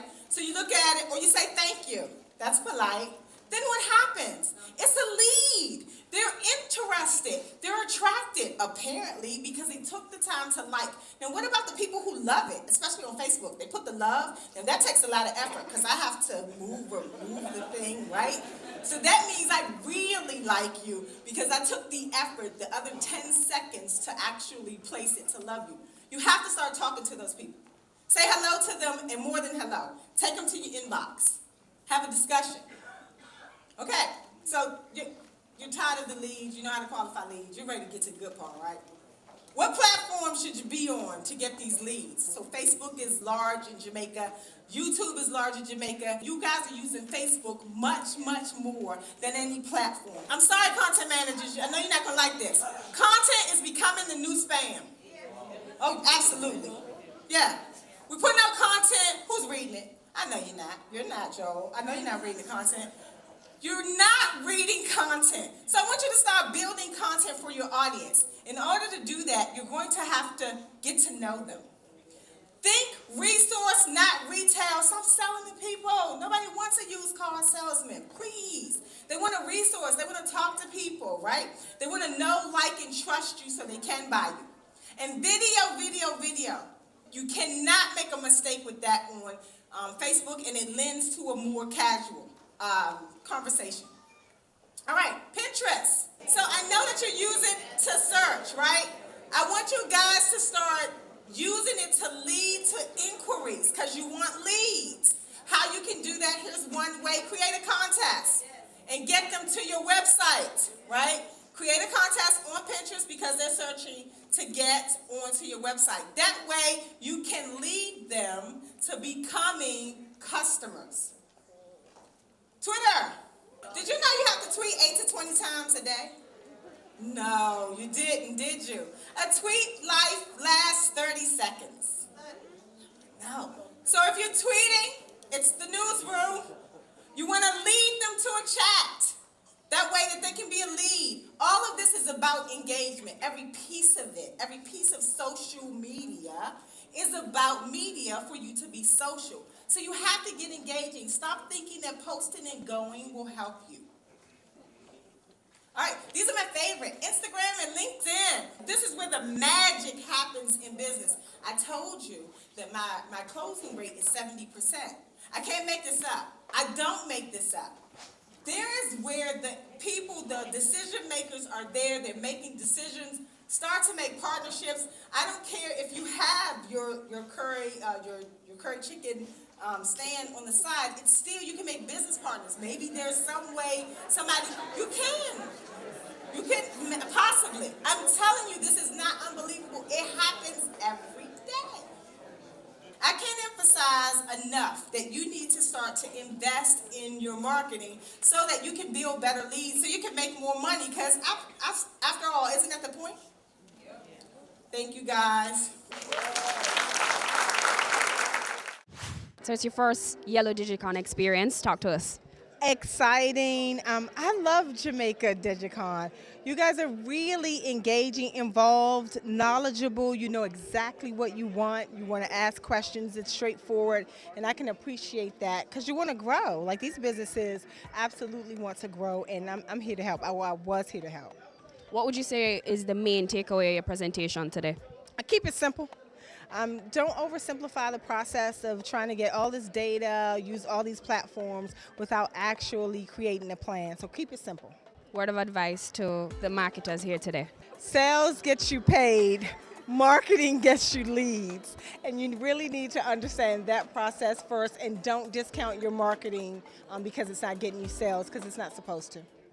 What are your thoughts on today's staging of the Yellow Digicon? Awesome, just awesome. We've had digital conferences in the past, but this one tops it all. I think it's just the new areas that we're featuring, mobile marketing, social media management, and social media marketing, so it just tops all the others. And of course, we're taking it from an international perspective. So far, in comparing, the turnout has been super compared to previous years. So it just shows that Digicon is growing. You mentioned international. Talk to us about your presenters here today. Yes, so we have presenters from Canada and from the US. We have Alicia Whalen, who dealt with social media management. We have Sherry Washington, who spoke about, just getting leads online. And what I like about her presentation, she clarified outrightly the misconception about marketing versus sales. And based on the response from the audience, you could see that she was hitting the right notes there. And of course, John Carroll that spoke about getting online reviews. So in summary, and of course, our Google representative will be talking more about mobile marketing. Why did Yellow feel the need to put on such a conference, Yellow DigiCon? Because of the growth of digital marketing, we're seeing where more and more persons are spending time online. And of course, digital marketing is really showcasing your goods and services online, be it social media or through your website or through various search engines. So, Yellow would pretty much be irresponsible to not be focusing on that. And of course, our mantra here at Yellow is to just put our customers' businesses in front of their target audience.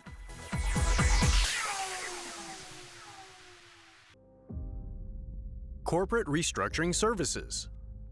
In today's evolving commercial and economic environment, businesses are continually seeking opportunities to manage operating costs and tax positions, as well as contain cash expenditures. Entity structuring can help achieve these goals, but often presents many challenges for multinational corporations. In addition, the OECD's Base Erosion and Profit Shifting (BEPS) proposals are expected to impact the bottom line of affected organizations and result in some business restructuring. Crow Jamaica delivers an integrated approach to clients' corporate and reorganization needs. Services include simplifying group structures, executing domestic and cross-border transactions including mergers, demergers, disposals, and company migrations, transferring assets and business units, aligning legal structures to business models, establishing national or regional hubs, converting subsidiary company structures to branch structures and vice versa, integrating legal structures following a merger or acquisition, providing practical advice and assistance throughout the planning, development, and implementation phases of corporate reorganizations. Crow Jamaica assists businesses and other advisors in developing and implementing efficient, cost-effective legal structures and business operating models. Our team can help you make smarter, more effective decisions. Let's have a conversation. Contact us at email people@crowjm.com. Website www.crowjm.com.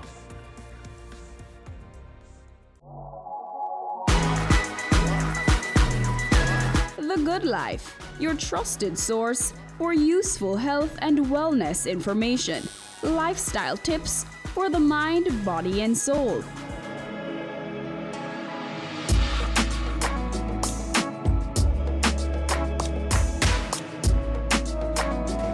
Tune in Tuesdays at 8:30 p.m. on Business Access TV.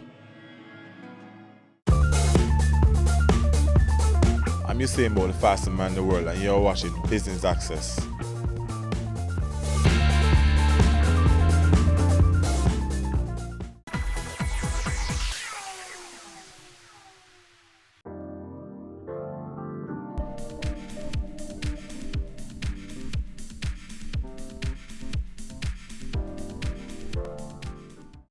Did you know that Google's algorithms are actually smart enough to differentiate between someone curious about learning about Jamaica, who are interested in traveling to Jamaica, who are already decided that's where I want to go on vacation, I just need to find the best deal, and who've already bought one? And it's not about personal data. We don't have that. It's about understanding the situation. What do you really want to do? That way, we can target you effectively and show you the correct ad or the correct experience and video so you don't have to worry about that. We can also learn a little bit about your behavior, Someone at the beginning with John, I believe it was, or I hope it was with John. They asked a question about Facebook and Cambridge Analytica, how it's really scary how much information companies have about you, right? Well, we at Google don't have your personal information, but we are able to identify common traits that's not identifiable to you. We won't ever be able to zone in on Daniel. Ooh, we know that's Daniel looking at videos about puppies. No. We know that there's a man who's very interested in puppies and who might be interested in buying a new Labrador. So we'll do that. We'll help. And that's what the context is all about.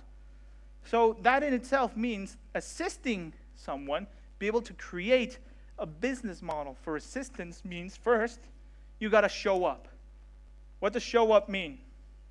It means, like Target, like a supermarket, it means our attention span is so short that if you're not there when we need you, when we're looking for you, you might as well not be. So let me give you an example, a tangible example that you can copy. We have Target. Target is a supermarket, international. And when we're talking about supermarkets, we're used to the idea that someone has to buy groceries. They have to drive up, choose everything in the store, and then pay and leave. But did you know that Target found the secret formula? Even though we still have to go to the store, we now can pre-shop online. So what happens if we combine the offline experience with the online? We make a seamless omni-channel transition. So what did Target do? They realized they built an online shop. Not because they expected people to buy online, although they did, but they expected to be present whenever they needed. If they were baking a cake and all of a sudden they realized, I'm out of flour, I might as well make a wish list. Hey, I need flour. Remember to buy flour the next time. I really enjoyed that chicken meal I ate, so I got to write down the ingredients.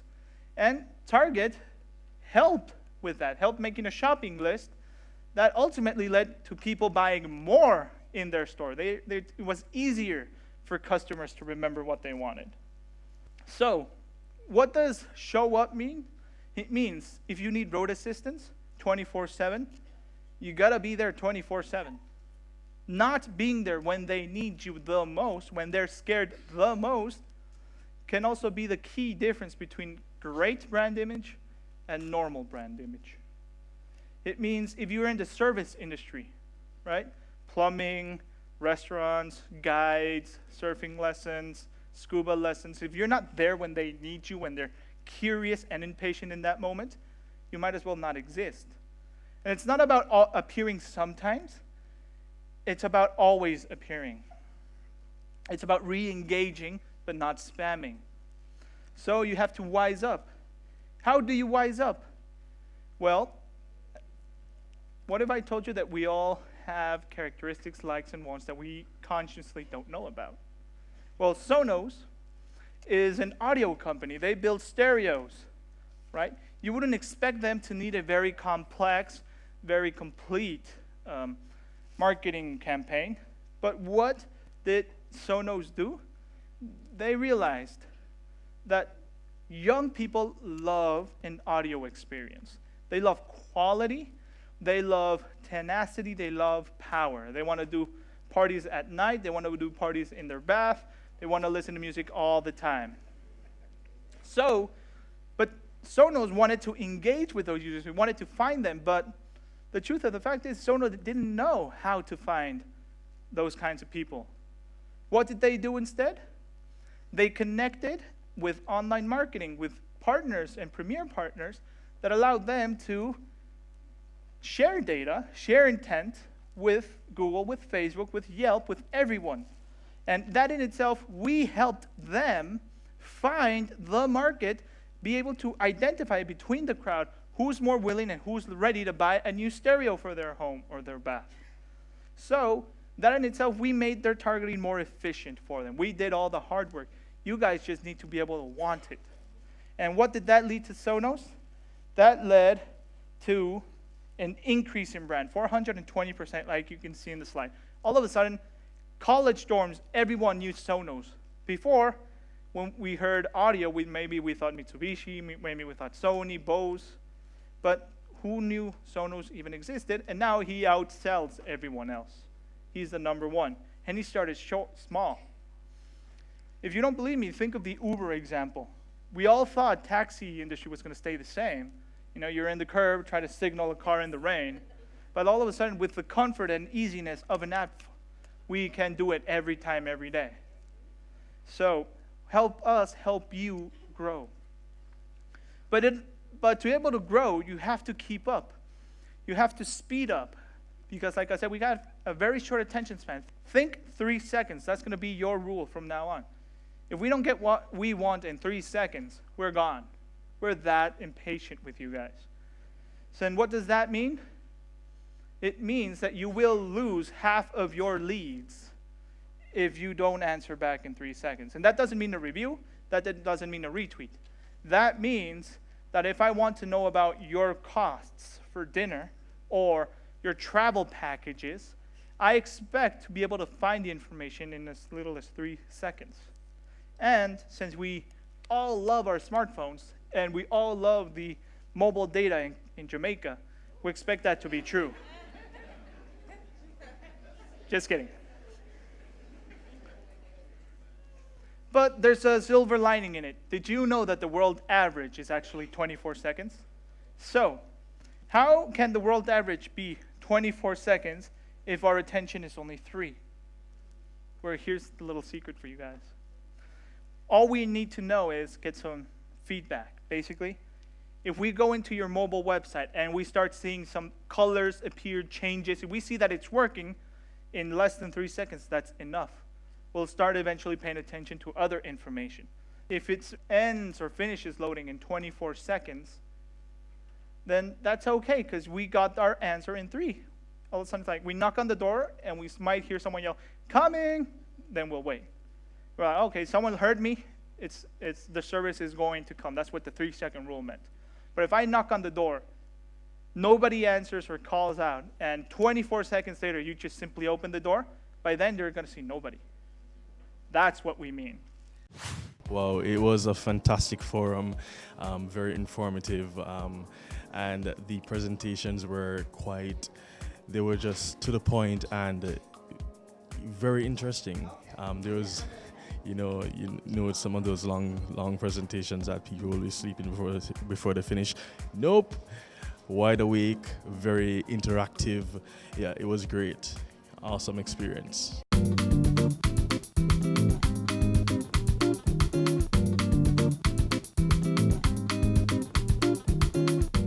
And that's it for our highlights of the Yellow DigiCon 2018. I've been your host, Amita Prasadweb, and thank you for watching Business Access TV. Serious about business.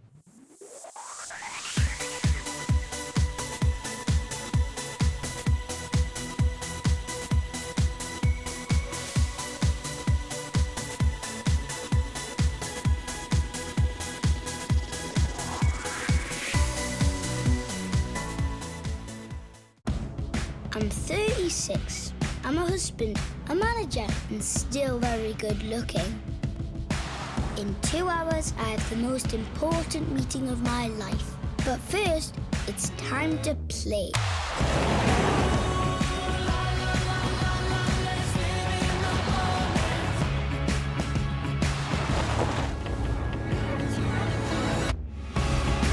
The new Suzuki Vitara.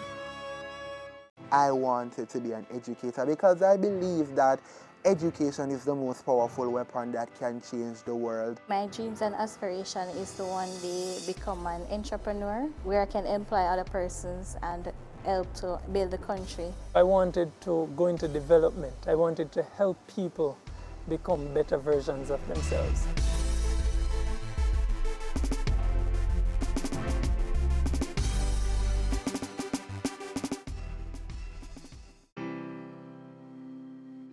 Growing up, I saw a lot of violence, I saw a lot of crime, I saw a lot of poverty. The challenges are so many. The first one that comes to mind is the level of youth unemployment that's here.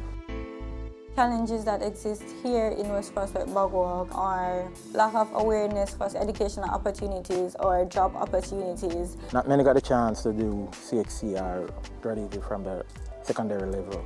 So that's a major setback for the people living in the community. A way to alleviate this issue is training programs. They need more opportunities, like to go back to school to get themselves a certificate so they can be able to work and create employment for themselves and their family. Push more entrepreneurship opportunity, encourage these youths to be creative and innovative in what they do. Give them startup capital to start their business. Invest more in the youth skills and talents. The poverty reduction program is funded by the European Union, and it really is a program that focuses on the most vulnerable type of communities, making communities safer, making citizens more healthy, better access to education. For European Union, investing in youth is an obvious choice. They are the future of the country. If we prepare them well, they will bring the change that Jamaica needs. That's why we invest in scholarships, internship, training in life skills and mentorship. I received a tertiary scholarship from PRP to attend the University of Technology, Jamaica. It meant a lot to me because I realized that somebody else believed in me and somebody saw the potential that I have and somebody believed that I could actually achieve my goal. I benefited by getting firstly an internship, and also they assisted my bachelor's degree financially. But critically, outside of the finances, the persons that were on the project, you know, the motivation that they provided, etc., it really provided a huge boost. This is my third year at the MICO. This scholarship, it helped me to be able to focus only on my education here, because tertiary education is not cheap. I was placed at ODPEM on the one-year internship program. It was really good. It was an opportunity for me to prove myself, to give myself a service, and also to gain experience in the working world, and to also provide for my family. I plan to be an agent of change in my community by being a mentor, a leader, and a godfather for the youths growing up. Try to help them, teach them a trade. You don't have to be rich to help. You don't have to achieve greatness to start. I contributed to my basic school by providing them with the necessary resources that they need, that I believe that in the long run, it will have a ripple effect on many, many persons. Professionally, I manage the whole program, which is aimed at giving young persons the opportunity to, you know, do what I did, basically, to get their foot inside an organization. Additionally, I also have a little small business that I try to employ young persons to learn a skill, etc. When you're persistent in life, when you're determined, when you're hungry for success, then you'll be able to accomplish and achieve anything that you want. It has changed hundreds and hundreds of lives. Not just my life, my family lives, my friends' lives, etc. I want to just urge everyone looking on to continue these social programs. These are the solutions to the many ills that we face as a society and as a country and even as a world. So thank you, and I challenge you, continue it. It's needed.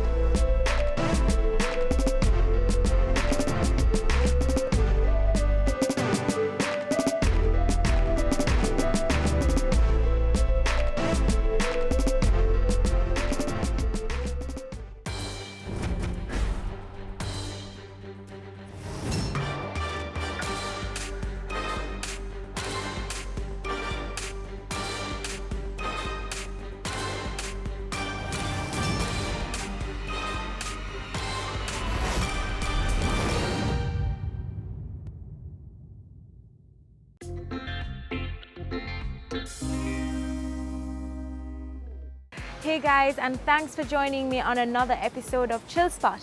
This week we'll be hanging out with Cherie Martin, Senior Vice President of Energy Delivery for JPS. First, I'll be joining Cherie at work to get an idea of what she does on a daily basis, and then we'll be heading over to Just Salads for lunch.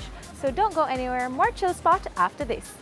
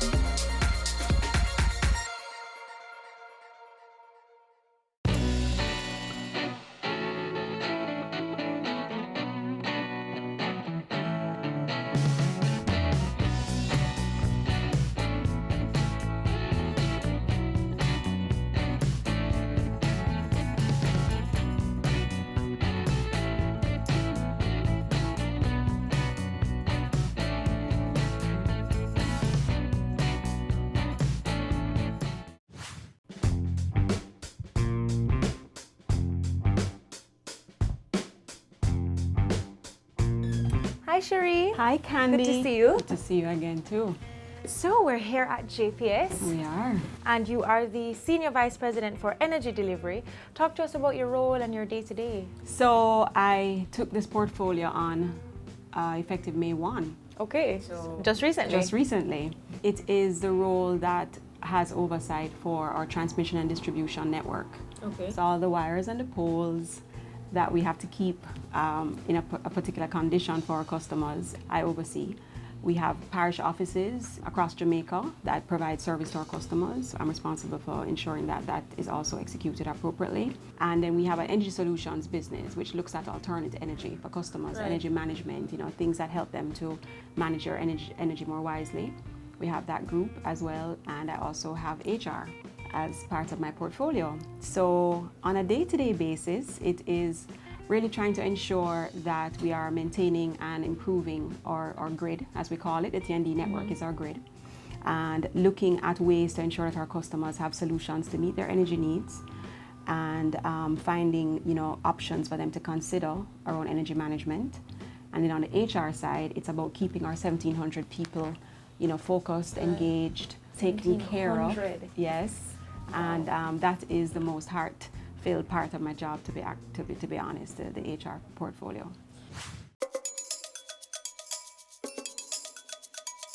Now, with the trend globally for everybody to reduce their carbon footprint, how has JPS integrated that into their business model? We are in support of the national agenda for energy, which is really, if you think about it in 3 pillars: affordability, sustainability, and security. Underpinning all of that is a central theme for husbandry of the planet and how we manage our resources. So alternative energy sources, where we reduce the reliance on fossil fuel like oil, is a direction that we are going in. Cleaner, more efficient ways of generating power is also a direction. So if you think about what we've done in the last couple of months with the Bogue power plant, where we've converted it from oil to gas, that is a signal, a really big step for Jamaica to reduce its reliance on fossil fuels. But we're also expanding our renewable energy landscape in the country, and more customers are looking to that source for options. Because of a clean and green agenda, the environment is something that we would like to see more action and more lobbying taken for in Jamaica with our policymakers. But even until that happens, JPS is saying that we can do our part. So we have a big push internally. We have an initiative called the Clean and Green Initiative internally with our staff members, and even looking at projects outside to say how can we influence what's happening in terms of just a more stronger environmental stewardship. So we have our staff members through JPS Foundation, for instance, doing tree planting. We encourage conservation internally. There are just a host of things that we're doing at a local level, but we also believe that at a national level, changing out from fossil fuels, adding more diversity to our fuel mix by introducing renewables is something that the country deserves, and we're all behind that. Okay, and what would you say is the biggest misconception about JPS? I think now more than ever, persons have seen a shift towards a company that has put the customer at the heart of its business and that takes seriously its role as a key player in economic growth and development in Jamaica. I really feel people are witnessing that, and the misconceptions that they had before around us being, uncaring. There are other words that have been used to describe the brand. We don't need to mention We don't those. need to mention those. And I would like to think that we're signaling, not just with our words, but with our actions, that we are taking seriously our role as the leading energy provider in Jamaica. So the misconceptions previously, I would like to think they're changing around, service, around responsiveness, around, solutions-oriented businesses. And I also believe that persons think JPS is in a monopolistic environment. And the truth is we have been facing generation competition for some time. People have other options to choose when they look at generating power. So monopoly is one word that people may use to describe us, but we're seeing with the advent of the energy changes in the last couple of years, a shift in options. We face competition, Right. and that's not something I think people readily accept or acknowledge about us. And so we've had to respond in a way that says our market is changing, and we therefore have to treat with our customers differently. And remember conservation, yes. Coming up, I believe we all have both sides to us in terms of masculine energy, feminine energy. When the two come together, it's a beautiful harmony, it's a beautiful balance. And as individuals, we really should strive to nurture both. Your business matters. Business Access TV offers you the most innovative and effective advertising solution for your business, specializing in B2B sales, cost-effective solutions, the customers you want, the repetition you need. No matter the size and nature of your company, your business matters. Call us at 876-291-6233 or 876-376-4225. Email sales@batvja.com. Have you seen it? It's BATV Live. Live streams of business news weekdays at 7:30 p.m. Stay on point Thursdays at 8 p.m. with our Business Current Affairs show and Weekend Business Report Saturdays at 7:30 p.m. wherever you are. Log on to our Facebook page at Business Access TV or visit our website at batvja.com. Live and at your fingertips. Business Access TV. Serious about business.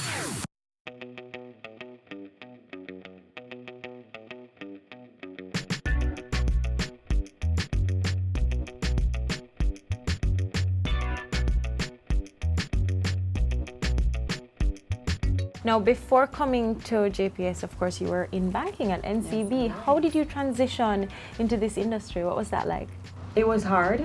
I grew up in NCB, and as I spent a really fruitful 10 years working with Patrick Hilton, who is the group managing director there, and learning and being exposed and just having the opportunity to grow and flourish. I got a call from somebody who said Kelly Tomlin was looking for somebody to join her leadership team, and Kelly and I started talking, and yes, it was hard. But there are some similarities in terms of just how you develop teams, how you look at strategic issues, how you look at allocating resources to make best decisions given the environment. So at a strategic level, there are a lot of similarities. The cultures are different, and I had to adjust to that. But JPS is a very nimble environment in terms of mindset. We do have legacy considerations around how people think, but I find for the most part, with exposure, with keen listening, with being more of a facilitator, encouraging collaboration, I've been able to get a lot done here. Okay. And I'm really enjoying it.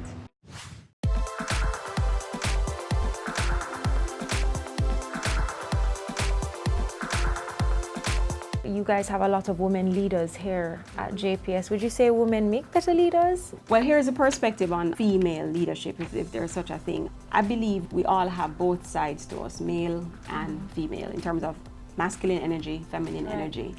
And it's just what we harness at a particular point in time, what we promote as an individual.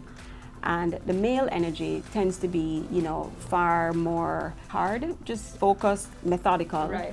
And the feminine energy really focuses on just the sway and the flow of just, uncertainty and nurturing and caring, and it's not as sequential or linear as the male energy.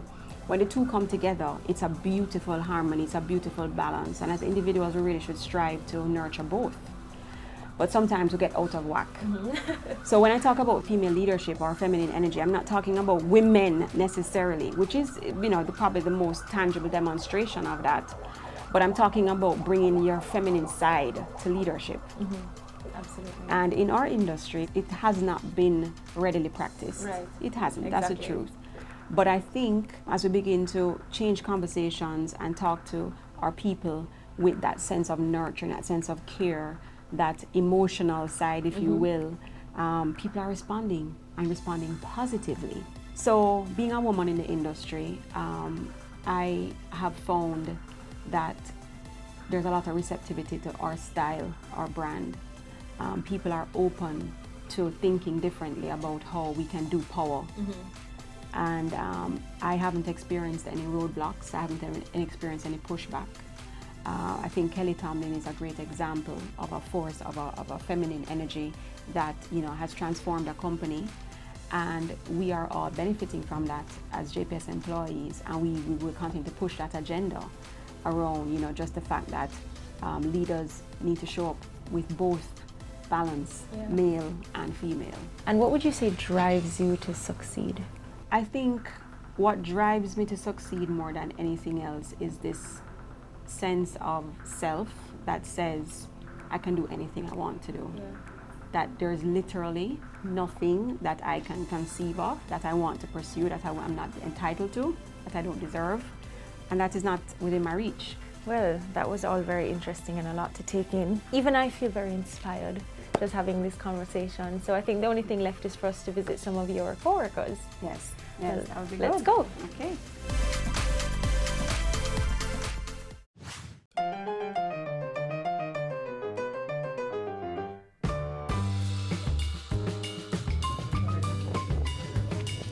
So Candy, I'd like you to meet some members of my team, guys. This is Candy King, and she's gonna sit in.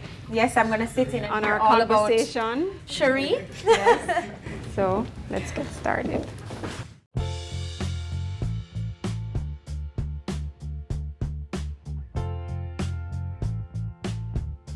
So team, what is it like to work with Cherie? Cherie is Passion. Energetic. Yeah, she spoke about energy earlier. If you are not energetic, you're in trouble because she's on the go. That's true. She's a very good leader. Yes. Very, very serious about what she wants, when she wants it, and she usually gets it. And one thing for sure, she wants root cause. So don't just come with numbers or anything like that. Cherie wants to know what's the real reason behind what she's saying, whether it's good or bad. So that ensure that you're kept on your toes. The one thing I can tell you, she will tell you exactly how it is. Yes. And she just let you know that she still loves you after. You don't have to wonder. So she's an excellent communicator. I was about to say that. Excellent communicator.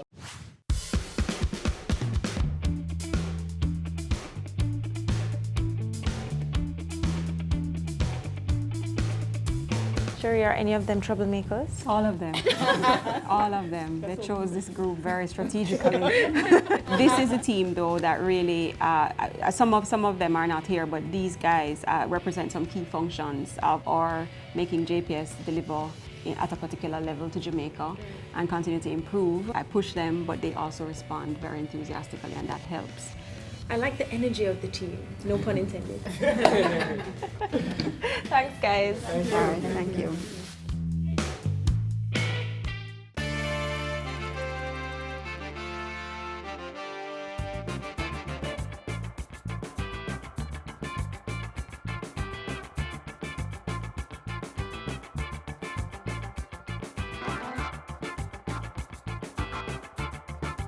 This is where you find her when she's scheming in our plot for world domination. Hi. Hi. Candy. Candy, I'm Kelly. Hi. Nice to meet you. Hey, nice to meet you. So Welcome. this is the lady behind JPS. This is the lady behind JPS. I don't know if I'm the lady. I'm one of the ladies. We have some strong women at JPS.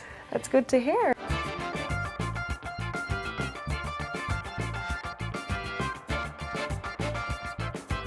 So what is Cherie like to work with?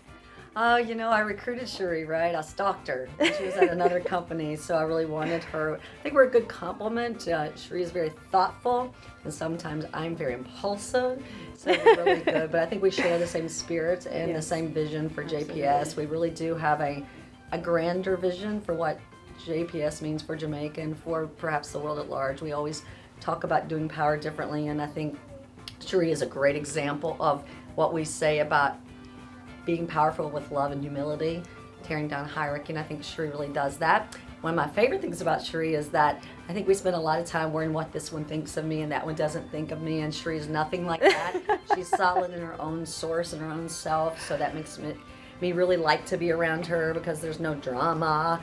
But Cherie's the example of what I'm trying to create in my leadership team, this idea that you're fearless, but you bring big heart to everything you do, and that we always keep the overall impact and overall purpose, and we never ever forget that all work is done through people and through relationships with those Absolutely. people. And we're determined to make this a well place, and Shree's been leading that, talking about, you know, holistic wellness, Right. mind, body, and spirit, and people are very interested in what Shree has to say. I love her example as a mother as well as a powerful woman in business. Okay, wow. Well, I'm excited to hear more about your health and wellness.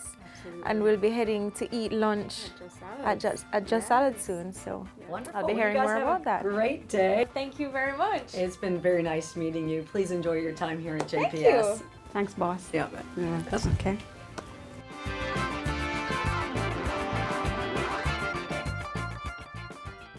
Coming up, tell us about some of your other interests.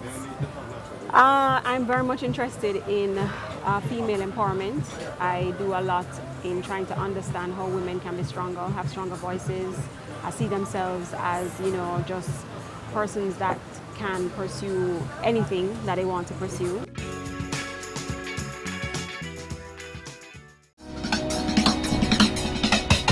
Cameo brings the creative industries to life. Highlighting creatives in different fields each week. Art. My life turns art. I breathe, I eat art. Fashion. Food. Without a customer, we're nothing but four walls. Music. Film. Cameo, only on Business Access TV. Business current affairs you can relate to. Frank, credible discussion. On point, dissecting the issues. Offering solutions to Jamaica's challenges. On Point, Thursdays at 8 p.m. on Business Access TV.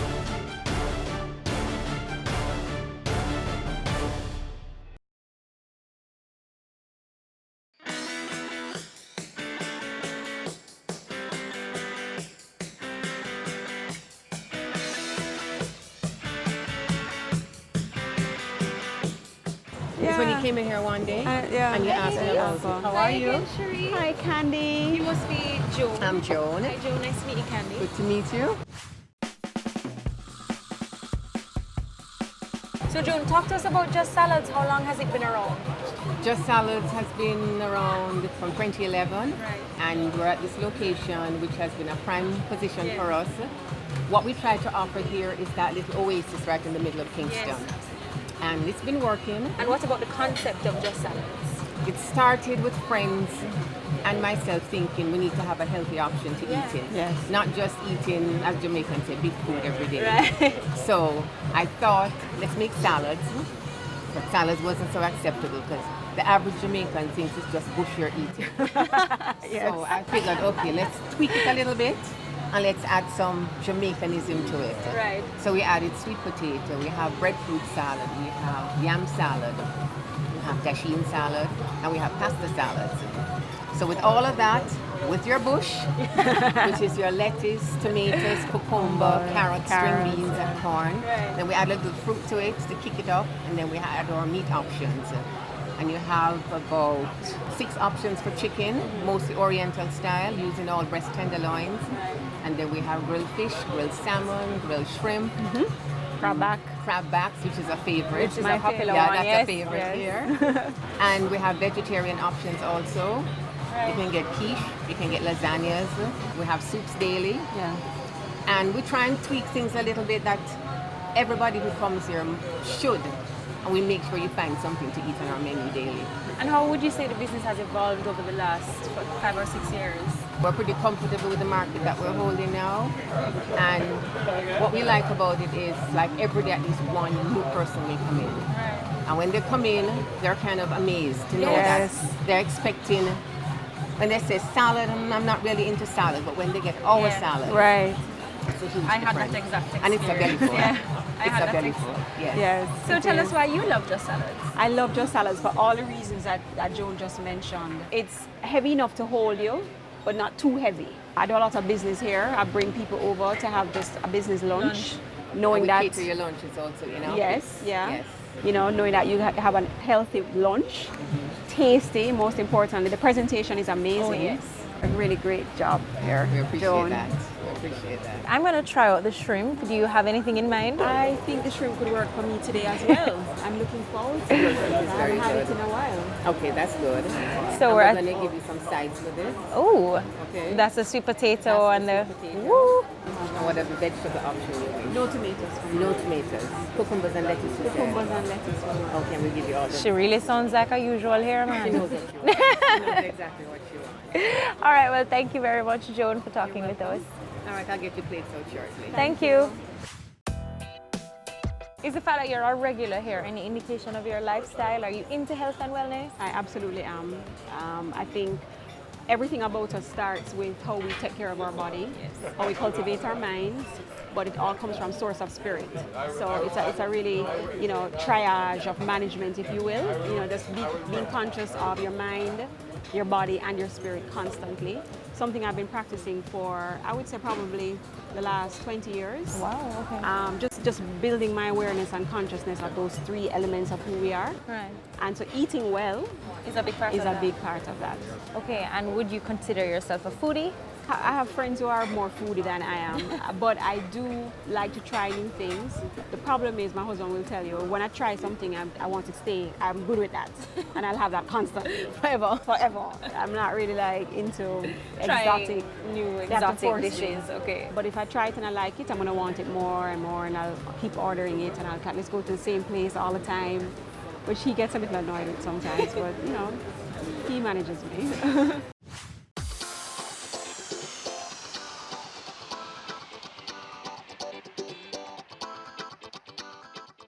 So tell us about your family and your girls. So I have two girls, Melissa and Kelly. They're 19 and 15. Melissa is at college. She goes to Savannah College of Art and Design in Georgia. She's a sophomore. Oh. And Kelly is a fourth form at Campion. So I have one more of them to get out of the house. And what about your husband? Oh, I'm married to Wayne Anthony Martin for 23 years. Wow. He is a successful owner of a business. He runs Cheers Automotive and Repairs. So he's into cars. It's been a passion of his since he was yay high. Together we create quite a domitable force. I like that. Yeah, and we are enjoying seeing our girls grow and just getting into this new phase now with them and just seeing them flourish and become women. And it's been a great journey so far. What about your childhood? Okay, so I grew up with two brothers. Two brothers? I'm the middle child, so I was, very fortunate to have brothers to protect me when I was growing up. I could do anything. Nothing was not allowed for me because I had them with me all the time. With my parents, Methlin and Winston Anderson in Portmore. Very loving environment. We're not well off. We were never well off, but we never knew that. So a lot of love, a lot of support. My father stressed education, and so we did a lot in terms of making sure we did well in school. So I have two brothers that are engineers, and of course I have now moved into energy. Right. I'm surrounded by engineers, so that's a big family joke. And I'm pretty supportive environment growing up, just being told I could do whatever I wanted to do. What schools did you attend? I went to the Convent of Mercy Academy, Alpha. But I went to St. Teresa's Prep before that. And then I went to University of West Indies. Well, I think we've discussed everything but lunch. So I'm ready to eat some food. Yeah, looking forward.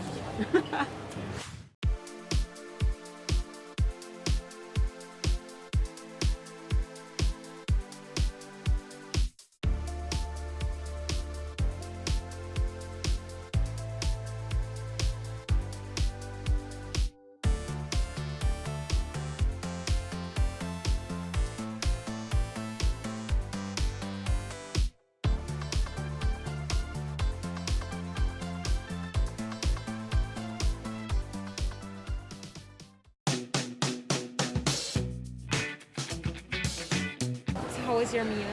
My belly full in a good way. Like I'm really happy. Satisfied. Yes, that's exactly how I feel. And that's what Joan does every time. Just Salads is the place. If you want to make sure you get a nice healthy meal, that's where you come. Exactly. You don't feel over full. You know what I mean? Yeah. It's delicious. All right, so tell us about some of your other interests. I'm very much interested in female empowerment. I do a lot in trying to understand how women can be stronger, have stronger voices, see themselves as, just persons that can pursue anything that they want to pursue. And that's important because women aren't typically told that. We're always told about limitations. So I'm very much interested in that. I do a lot of reading on mind, body, soul, how we think, how we represent ourselves in the world. So if you check my Kindle, it's a lot of books that, really speak about, the spiritual side of who we are. I'm into yoga. I absolutely have to do meditation. It has been a lifesaver for me for the last 10 years easily. It just allowing me to be very centered, feeling more confident, being able to process my thoughts and my emotions so I can show up how I want to show up. So those are my interests.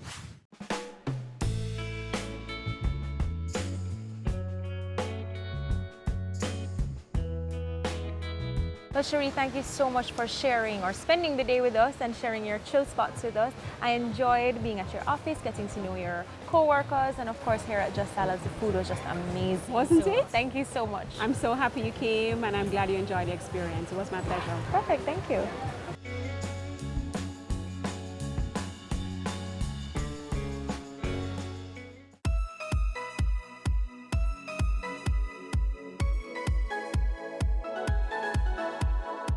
And that's it for this episode of Chill Spot, where we got to hang out with Cherie Martin, Senior Vice President of Energy Delivery for JPS. Today we got a chance to see how she does things at work, and of course we enjoyed our lunch here at Just Salads. So until next time, I'm Candy for Chill Spot. Bye.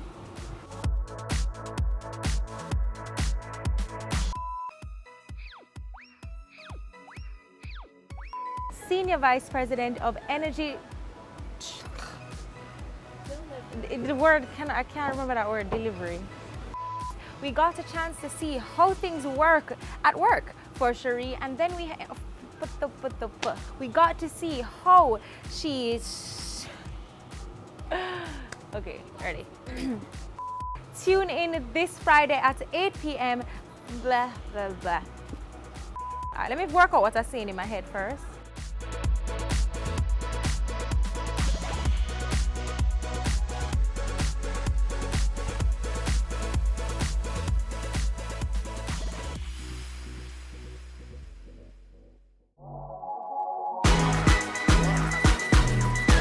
The Good Life, your trusted source for useful health and wellness information, lifestyle tips for the mind, body, and soul.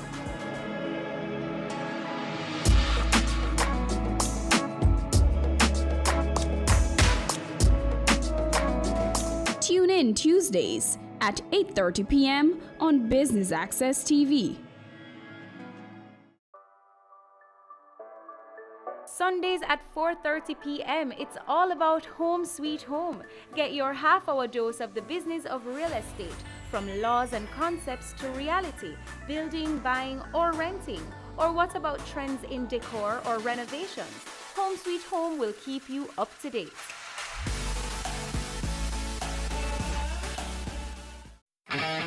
This week on Cameo, we feature 3 advertisers who will shed light on the growing pains of the advertising business. Every single company has their own approach. I think that discipline has broken down a lot in the industry. 7 years ago around the Caribbean, Jamaica was the leading exponent of creative and advertising.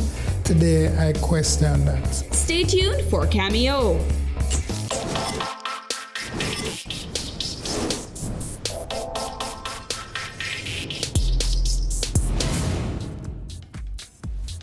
We used to say advertising is any form of paid non-personal communication by a sponsor, and usually not necessarily identified. Sometimes, yes, by brand. But today, the non-personal thing has changed it. The whole revolution of the social media, it has become more engaging, and we actually are moving into people's personal space, but not by interruption so much, but more by invitation. Advertising still has a traditional background, which we now call above the line. because it's clear, it's understood that way that somebody is running an ad. You see the ad, it could be any one of the clients, a MoneyGram ad, etc. But today it's a mix of both, what we call above the line and below the line. And in the middle of it, social media started as below, it's now above because it's measurable. Managing Director of Marketing Plus Communications Limited, Kingsley Morris, has over 25 years of experience and a thirst for innovation. I'm in charge of the overall thing, so I guess I think of myself as a leader. So we have different departments that all bring the cog together. I just try to make certain that everybody is on the track, going in the right direction, and that things are happening as it should. We try to get strong, bright people who can relate with the client very well. And we basically take people's brands and make them better. Jamaica, like everywhere else, is changing. In some areas, we tend to be a bit of a pace setter with regard to music and some of the trends that catch. Our culture is very strong, but in terms of advertising, unfortunately, I think we're falling a little behind. The whole thing is evolving at such a high pace that if we don't stay in touch, we're going to start losing some of the edges that we have. And I actually think that 7 years ago around the Caribbean, Jamaica was the leading exponent of creative and advertising. Today, I question that because I think we're just not keeping up fast enough with the changes, and the changes are dramatic.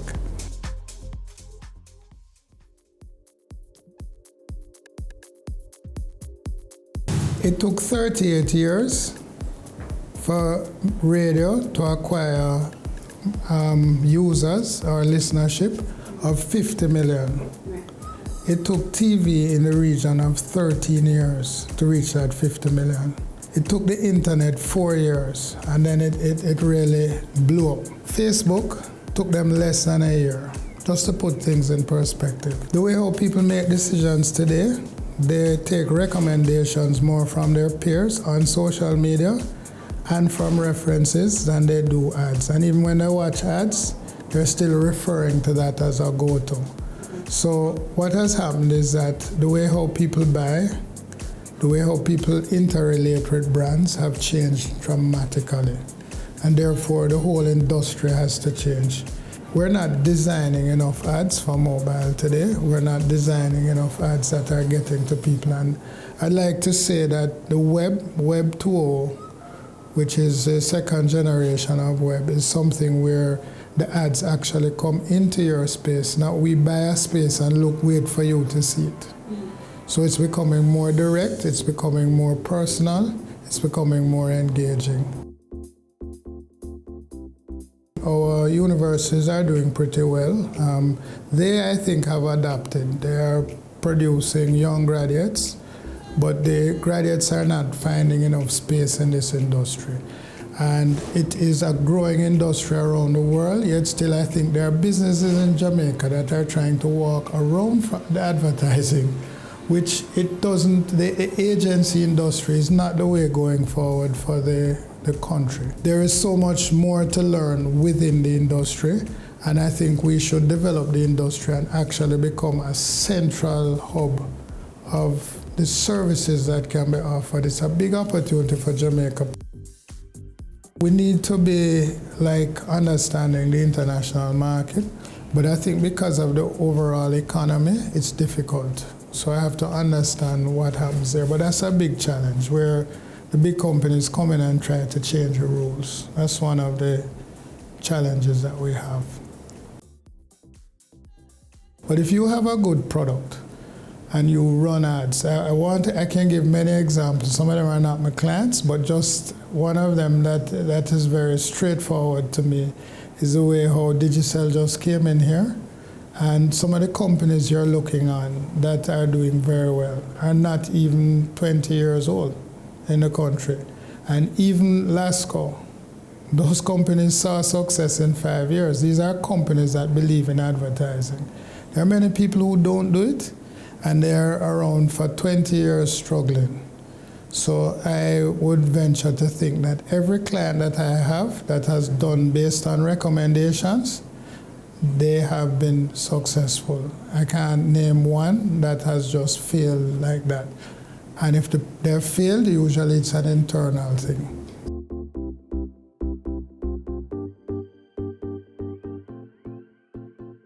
If we don't go social, we won't be talking to people. It's not a thing on the side anymore. It's central to how everybody makes decisions. So I mentioned mobile as well. So there is a shift in that general direction. We actually have another company that will specialize more in that area, but it also will act as a marketing company. It's called So Media. So it's aligning to the whole content and delivery of content. But the future, a lot of videos, YouTube is the second biggest search engine in the world. People don't even realize that. And I'm here to tell you that things change so quickly that before the end of 2015, social media videos, Facebook, viewership of videos on Facebook increased past YouTube. All right? So the future is that we have to become more nimble, we have to be more responsive, and the investment has to go generally in that direction. Coming up next. The chief purpose of advertising is to let people be aware of our clients' products and services. Ready for cable for as little as $100? Ready for no monthly cable bill? Ready for 10 TV channels absolutely free? Then pick up our Ready TV box at authorized stores for $4,500. Hook it up to your TV set, then top it up with Ready Credit for 1, 7, or 30 days. Buy now and get $1,000 free Ready Credit and start watching your favorite shows. Pick it up, hook it up, top it up. Ready TV, prepaid cable TV when you're ready. Now serving Kingston and St. Catherine. Limited time offer while stocks last. Conditions apply. Have you seen it? It's BATV Live. Live streams of business news weekdays at 7:30 p.m. Stay on point Thursdays at 8 p.m. with our business current affairs show. And weekend business report Saturdays at 7:30 p.m. wherever you are.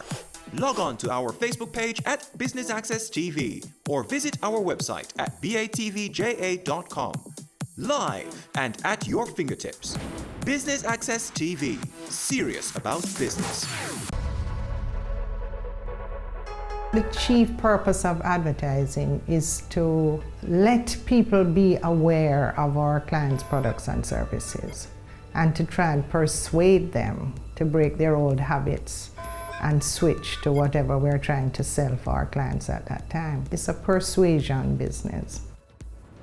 We had a sit down with Beverly Hurst, the managing director at Prism Communications. She spoke to the challenges and successes of her industry. Sterling Asset Management actually was our very first client when we switched to being an advertising agency. And they were opening up just after the meltdown of the financial industries in the late 90s. And people were very wary and distrustful of any banking institute, any financial institution. And so we came up with the icon of the dolphin for their logo, which has been successful for them. And we chose the dolphin because it is known as a very intelligent, trustworthy creature, dependable, and they still use it. And this is 15 years later. Globe Insurance Company was a business focused mainly on a business insurance, and they wanted to expand into a more customer service all-round insurance company, and we helped them with that transition. The National Health Fund had a problem gaining the trust of the Jamaican people in a government-based health system. And people were not registering, and they tried everything to get people to register. And then we assisted in coming up with a testimonial type campaign where we had people from all walks of life testify, and we did it across the entire media thing, press, radio, television, of people giving testimonies on the amount of money they were saving by having the health card for chronic illnesses, because that can be very expensive to be filling prescriptions for the same thing every month. And that worked out very well for them. People started registering it. It was so successful actually that they had to open a customer care center where people, could go and register and get their cards on. But I think the most exciting campaign that we've ever done was for Red Stripe. We did this disruptive campaign with a bear. Coffee.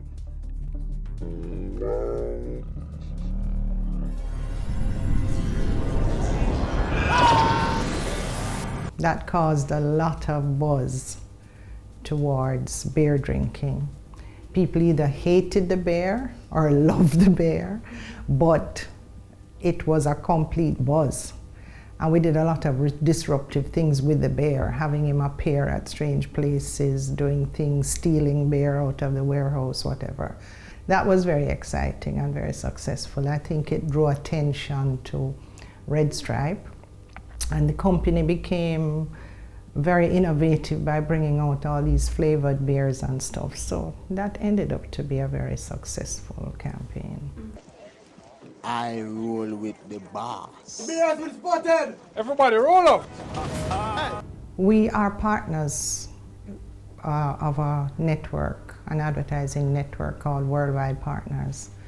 And they're in like 120 offices around the world. And we have a meeting, an annual meeting. And when you go to these meetings and you're talking to your other partners, they're facing the same challenges that we're facing. And I don't know, I just think it's a changing world, and it's going to be very difficult to overcome some of the things. You just have to find innovative ways to work with it, I guess. There are a lot of young, ambitious people going into the marketing industries now, so a lot of the brand managers and the marketing officers are young people. They're enthusiastic, they're energetic, they don't seem to sleep. So a major challenge is trying to keep up with them. Another challenge is, as I said before, some of the media houses have become more innovative and they're offering services directly to the clients. The media houses can, for example, give you a discounted package because they have the wherewithal, and we can't do that. And a lot of times it's difficult to persuade them that we can't match these costs and stuff. Well, we have a very vibrant set of young people in here, and believe me, sometimes they themselves bring innovation into the business. They see opportunities in certain things, like videoing certain things and converting it into interesting outputs. Just crazy things that they see as opportunities to be innovative. And sometimes it's something to do with the client, sometimes it's not. Sometimes it's just innovative ways to do things in-house. And I don't know, it's just one of those things that you can't really plan for innovation. You see opportunities arise and you use those opportunities to be innovative. The demand in the world now is digital, as you know, because that's the way the whole world is going. So the future plans is to probably expand our digital department. We really have a very efficient digital department at the moment, but the demands are getting higher and higher, and I think we have to think of innovative ways to use the digital sphere to expand the outreach to people. I think that discipline has broken down a lot in the industry. I find one of the major challenges we have with young people just coming into the business world is that they're very free-willed and free-minded, and discipline is a big part of it. So I think I would say to them that if you're going to make this a career, you also have to be ready to act like it's a business. I know it's a fun type of industry. A lot of them appear to believe that it's a fun industry, so that is a part of the discipline problem. You come in and it's like drawing and painting and writing and whatever, and it's a lot of fun. And it is, I think I'd have to advise that if you're going into the industry, it's also it's a fun business, but it's also a very serious business. So you have to be disciplined, you have to want to follow the rules. And if you're going to make it into a career, you have to expose yourself to what is going on in the rest of the world now. Coming up next, Wayne Stewart. Product or the service that our client is trying to sell. And a lot of that information resides in the client's own business. I'm Chris Williams, CEO for Proven. When I think of Business Access TV, two words come to mind: passion and performance. In the short space of time that they've been on air, has demonstrated clearly the Jamaican passion for anything that we set our minds to. They have approached television in the most creative and dynamic way, and I'm proud to see how this young station has evolved. In terms of performance, they back up what they say they're going to do. All their programs, all their packages, all their promotions are efficiently and effectively executed.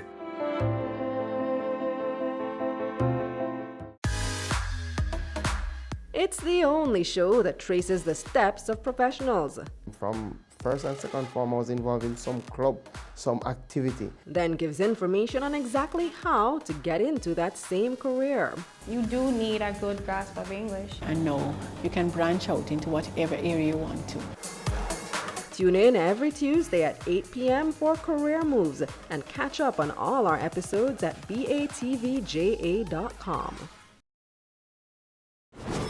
The Vice President of Marketing at Dunlop Corbin Communications, Wayne Stewart, filled us in. Well, way back in 1956, Mr. Jerry Dunlop, whose painting hangs behind me, went into business as an advertising agency. Later in time, he was joined by a fellow by the name of John Corbin, a Barbadian guy that had moved right throughout the Caribbean, opening advertising agencies. He was a Caribbean man at the time. It would have been even before Federation. So he got to Jamaica. By the time he got to Jamaica, he had already opened agencies in Barbados and in Trinidad. Came here, left us and went to Bahamas and Bermuda, so that there is a network of Corbin agencies, of which we are still a member. Advertising, I think of as paid advocacy. Typically, it's 80% of the time it's paid advertising is being paid by for-profit companies in our economic system. But even so, there are lots of social people wanting to influence social behavior, and sometimes people running for political office might use advertising. But it's different from other forms of communication in as much as it's clearly being paid for by someone, so the consumer knows to be on guard. The Jamaican advertising industry has been around for a very, very long time. I think the first advertising agency was Macmillan. our company is a member of the Advertising Agencies Association of Jamaica. I think we've got 16 members. Outside of that, within that membership, there's a wide range of size of agencies. Some may be relatively small with 4 or 5 people. Others might have 30 people. So there's a range of size. But that doesn't necessarily translate immediately to competency. You may have very small agencies that are very, very good. You don't like to have very big ones that are lousy because they wouldn't get big if they were terrible. Aside from the fellows who are in this body, you also have a lot of independent people of varying sizes who are functioning as agencies. They may not be members of our association, but they're out there and they are competitive. They're working with us. One of the hallmarks of our association is independence from the media. And so there are also lots of people that we compete with that are related to media entities who function as agencies. So that's basically the universe. It's a variety of people. There are people working in different ways. Some people do everything themselves. Others prefer to work with independent producers and with independent suppliers in the sense of producing a television commercial. Some agencies will do it entirely within their own business. Others will choose to work with outside suppliers. It's very much a matter of choice. It's Court's 35th birthday celebration. Quintet is my number one. Grace, tomato, ketchup, pour on Grace, tomato, hot dog. They're many and varied. There are also great opportunities. Things are a lot simpler today. We can do a lot more than we could do if you go back 25 years, you used to send out to get type if you're making an ad, a press ad. Today that's on your computer and you just do it. Similarly, we were looking at some 1982 commercials yesterday, and those we had to go to Miami to get the post-production work done. Today you do that entirely in Jamaica. So we have lots and lots of advances happening. In terms of problems, I'm sure we have a lot of those too. It's always very, very challenging to understand what is of concern to the consumer so that you know what to say. And then within the business, it is wide open. The very technologies that make it easy for us to do it in Jamaica also make it easy for a very wide raft of people to also do it. So we are open to considerable competition. The product or the service that our client is trying to sell. And a lot of that information resides in the client's own business. They know their own business far better than we will. And as much as they can share with us, the better it is. Well, I think it helps to be smart. I think it helps to be interested in media. I mean, if you're the sort of person that doesn't want to see anything on television, you don't want to listen to the radio, I don't think this is a business for you. It's a business that's involved in engaging with consumers, and we work through the media. So I think you need to be interested in communications. And that's it this week for Cameo. Even in the midst of challenges, our creative industries continue to shine. I've been your host, Amitra Prasad Webb. Join us again next time.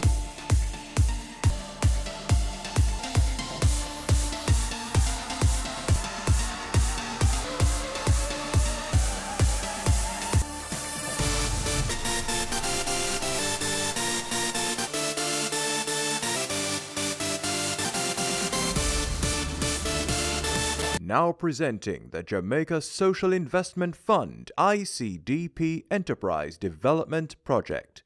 Entrepreneurial Grant Business Pitch. This project is a $100 million grant that's seeking to target 50 small and micro business enterprises and give them training, capacity development, equipment, permits and license towards the development and the viability of their business. We have made a call for proposal in March of this year for entrepreneurs to submit for the opportunity to receive a grant between $1 and $5 million. They're going to have to pitch their business idea to a panel, and of the 150 will actually transpire and win the opportunity for the grants. One of the primary objectives of what we're doing here is employment. We want the business to be able to sustain not only the principals as the owners, but we also want the business to be able to employ at least 2 people. The next part of it, as we do in all of our projects like this, is it provides a learning instrument of how we can engage small and micro enterprises and take them to the next level. Why we're doing this rigorous process, because we want to identify the best potential entrepreneurs to fund for this project. And keep in mind that we are speaking about a loan, so we want to ensure that the applicants are committed, and that from a sustainability point of view, that upon receiving the support from JSIP, that in 2 or 3 years, the enterprises will still be operational and the broader objective of the project would be achieved. Once we have now equipped them and they should be ready to start the production line going, we'll then have a mentorship component.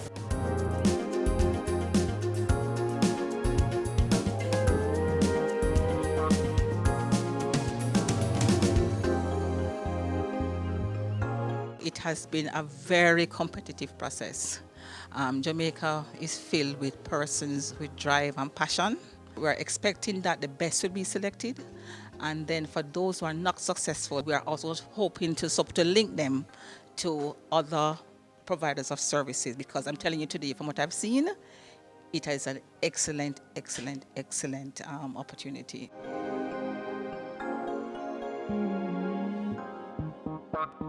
It's worthy of note that many persons coming here today already have some kind of semblance of a business, but they need the additional support to move that business to the other level, as well as some persons that are coming with those proposals to start from scratch. On behalf of the JSIF, we want to really thank the DBJ and other partners from UWI who came to be part of the panel, and just to remind you that the JSIF is here and we're investing for community development.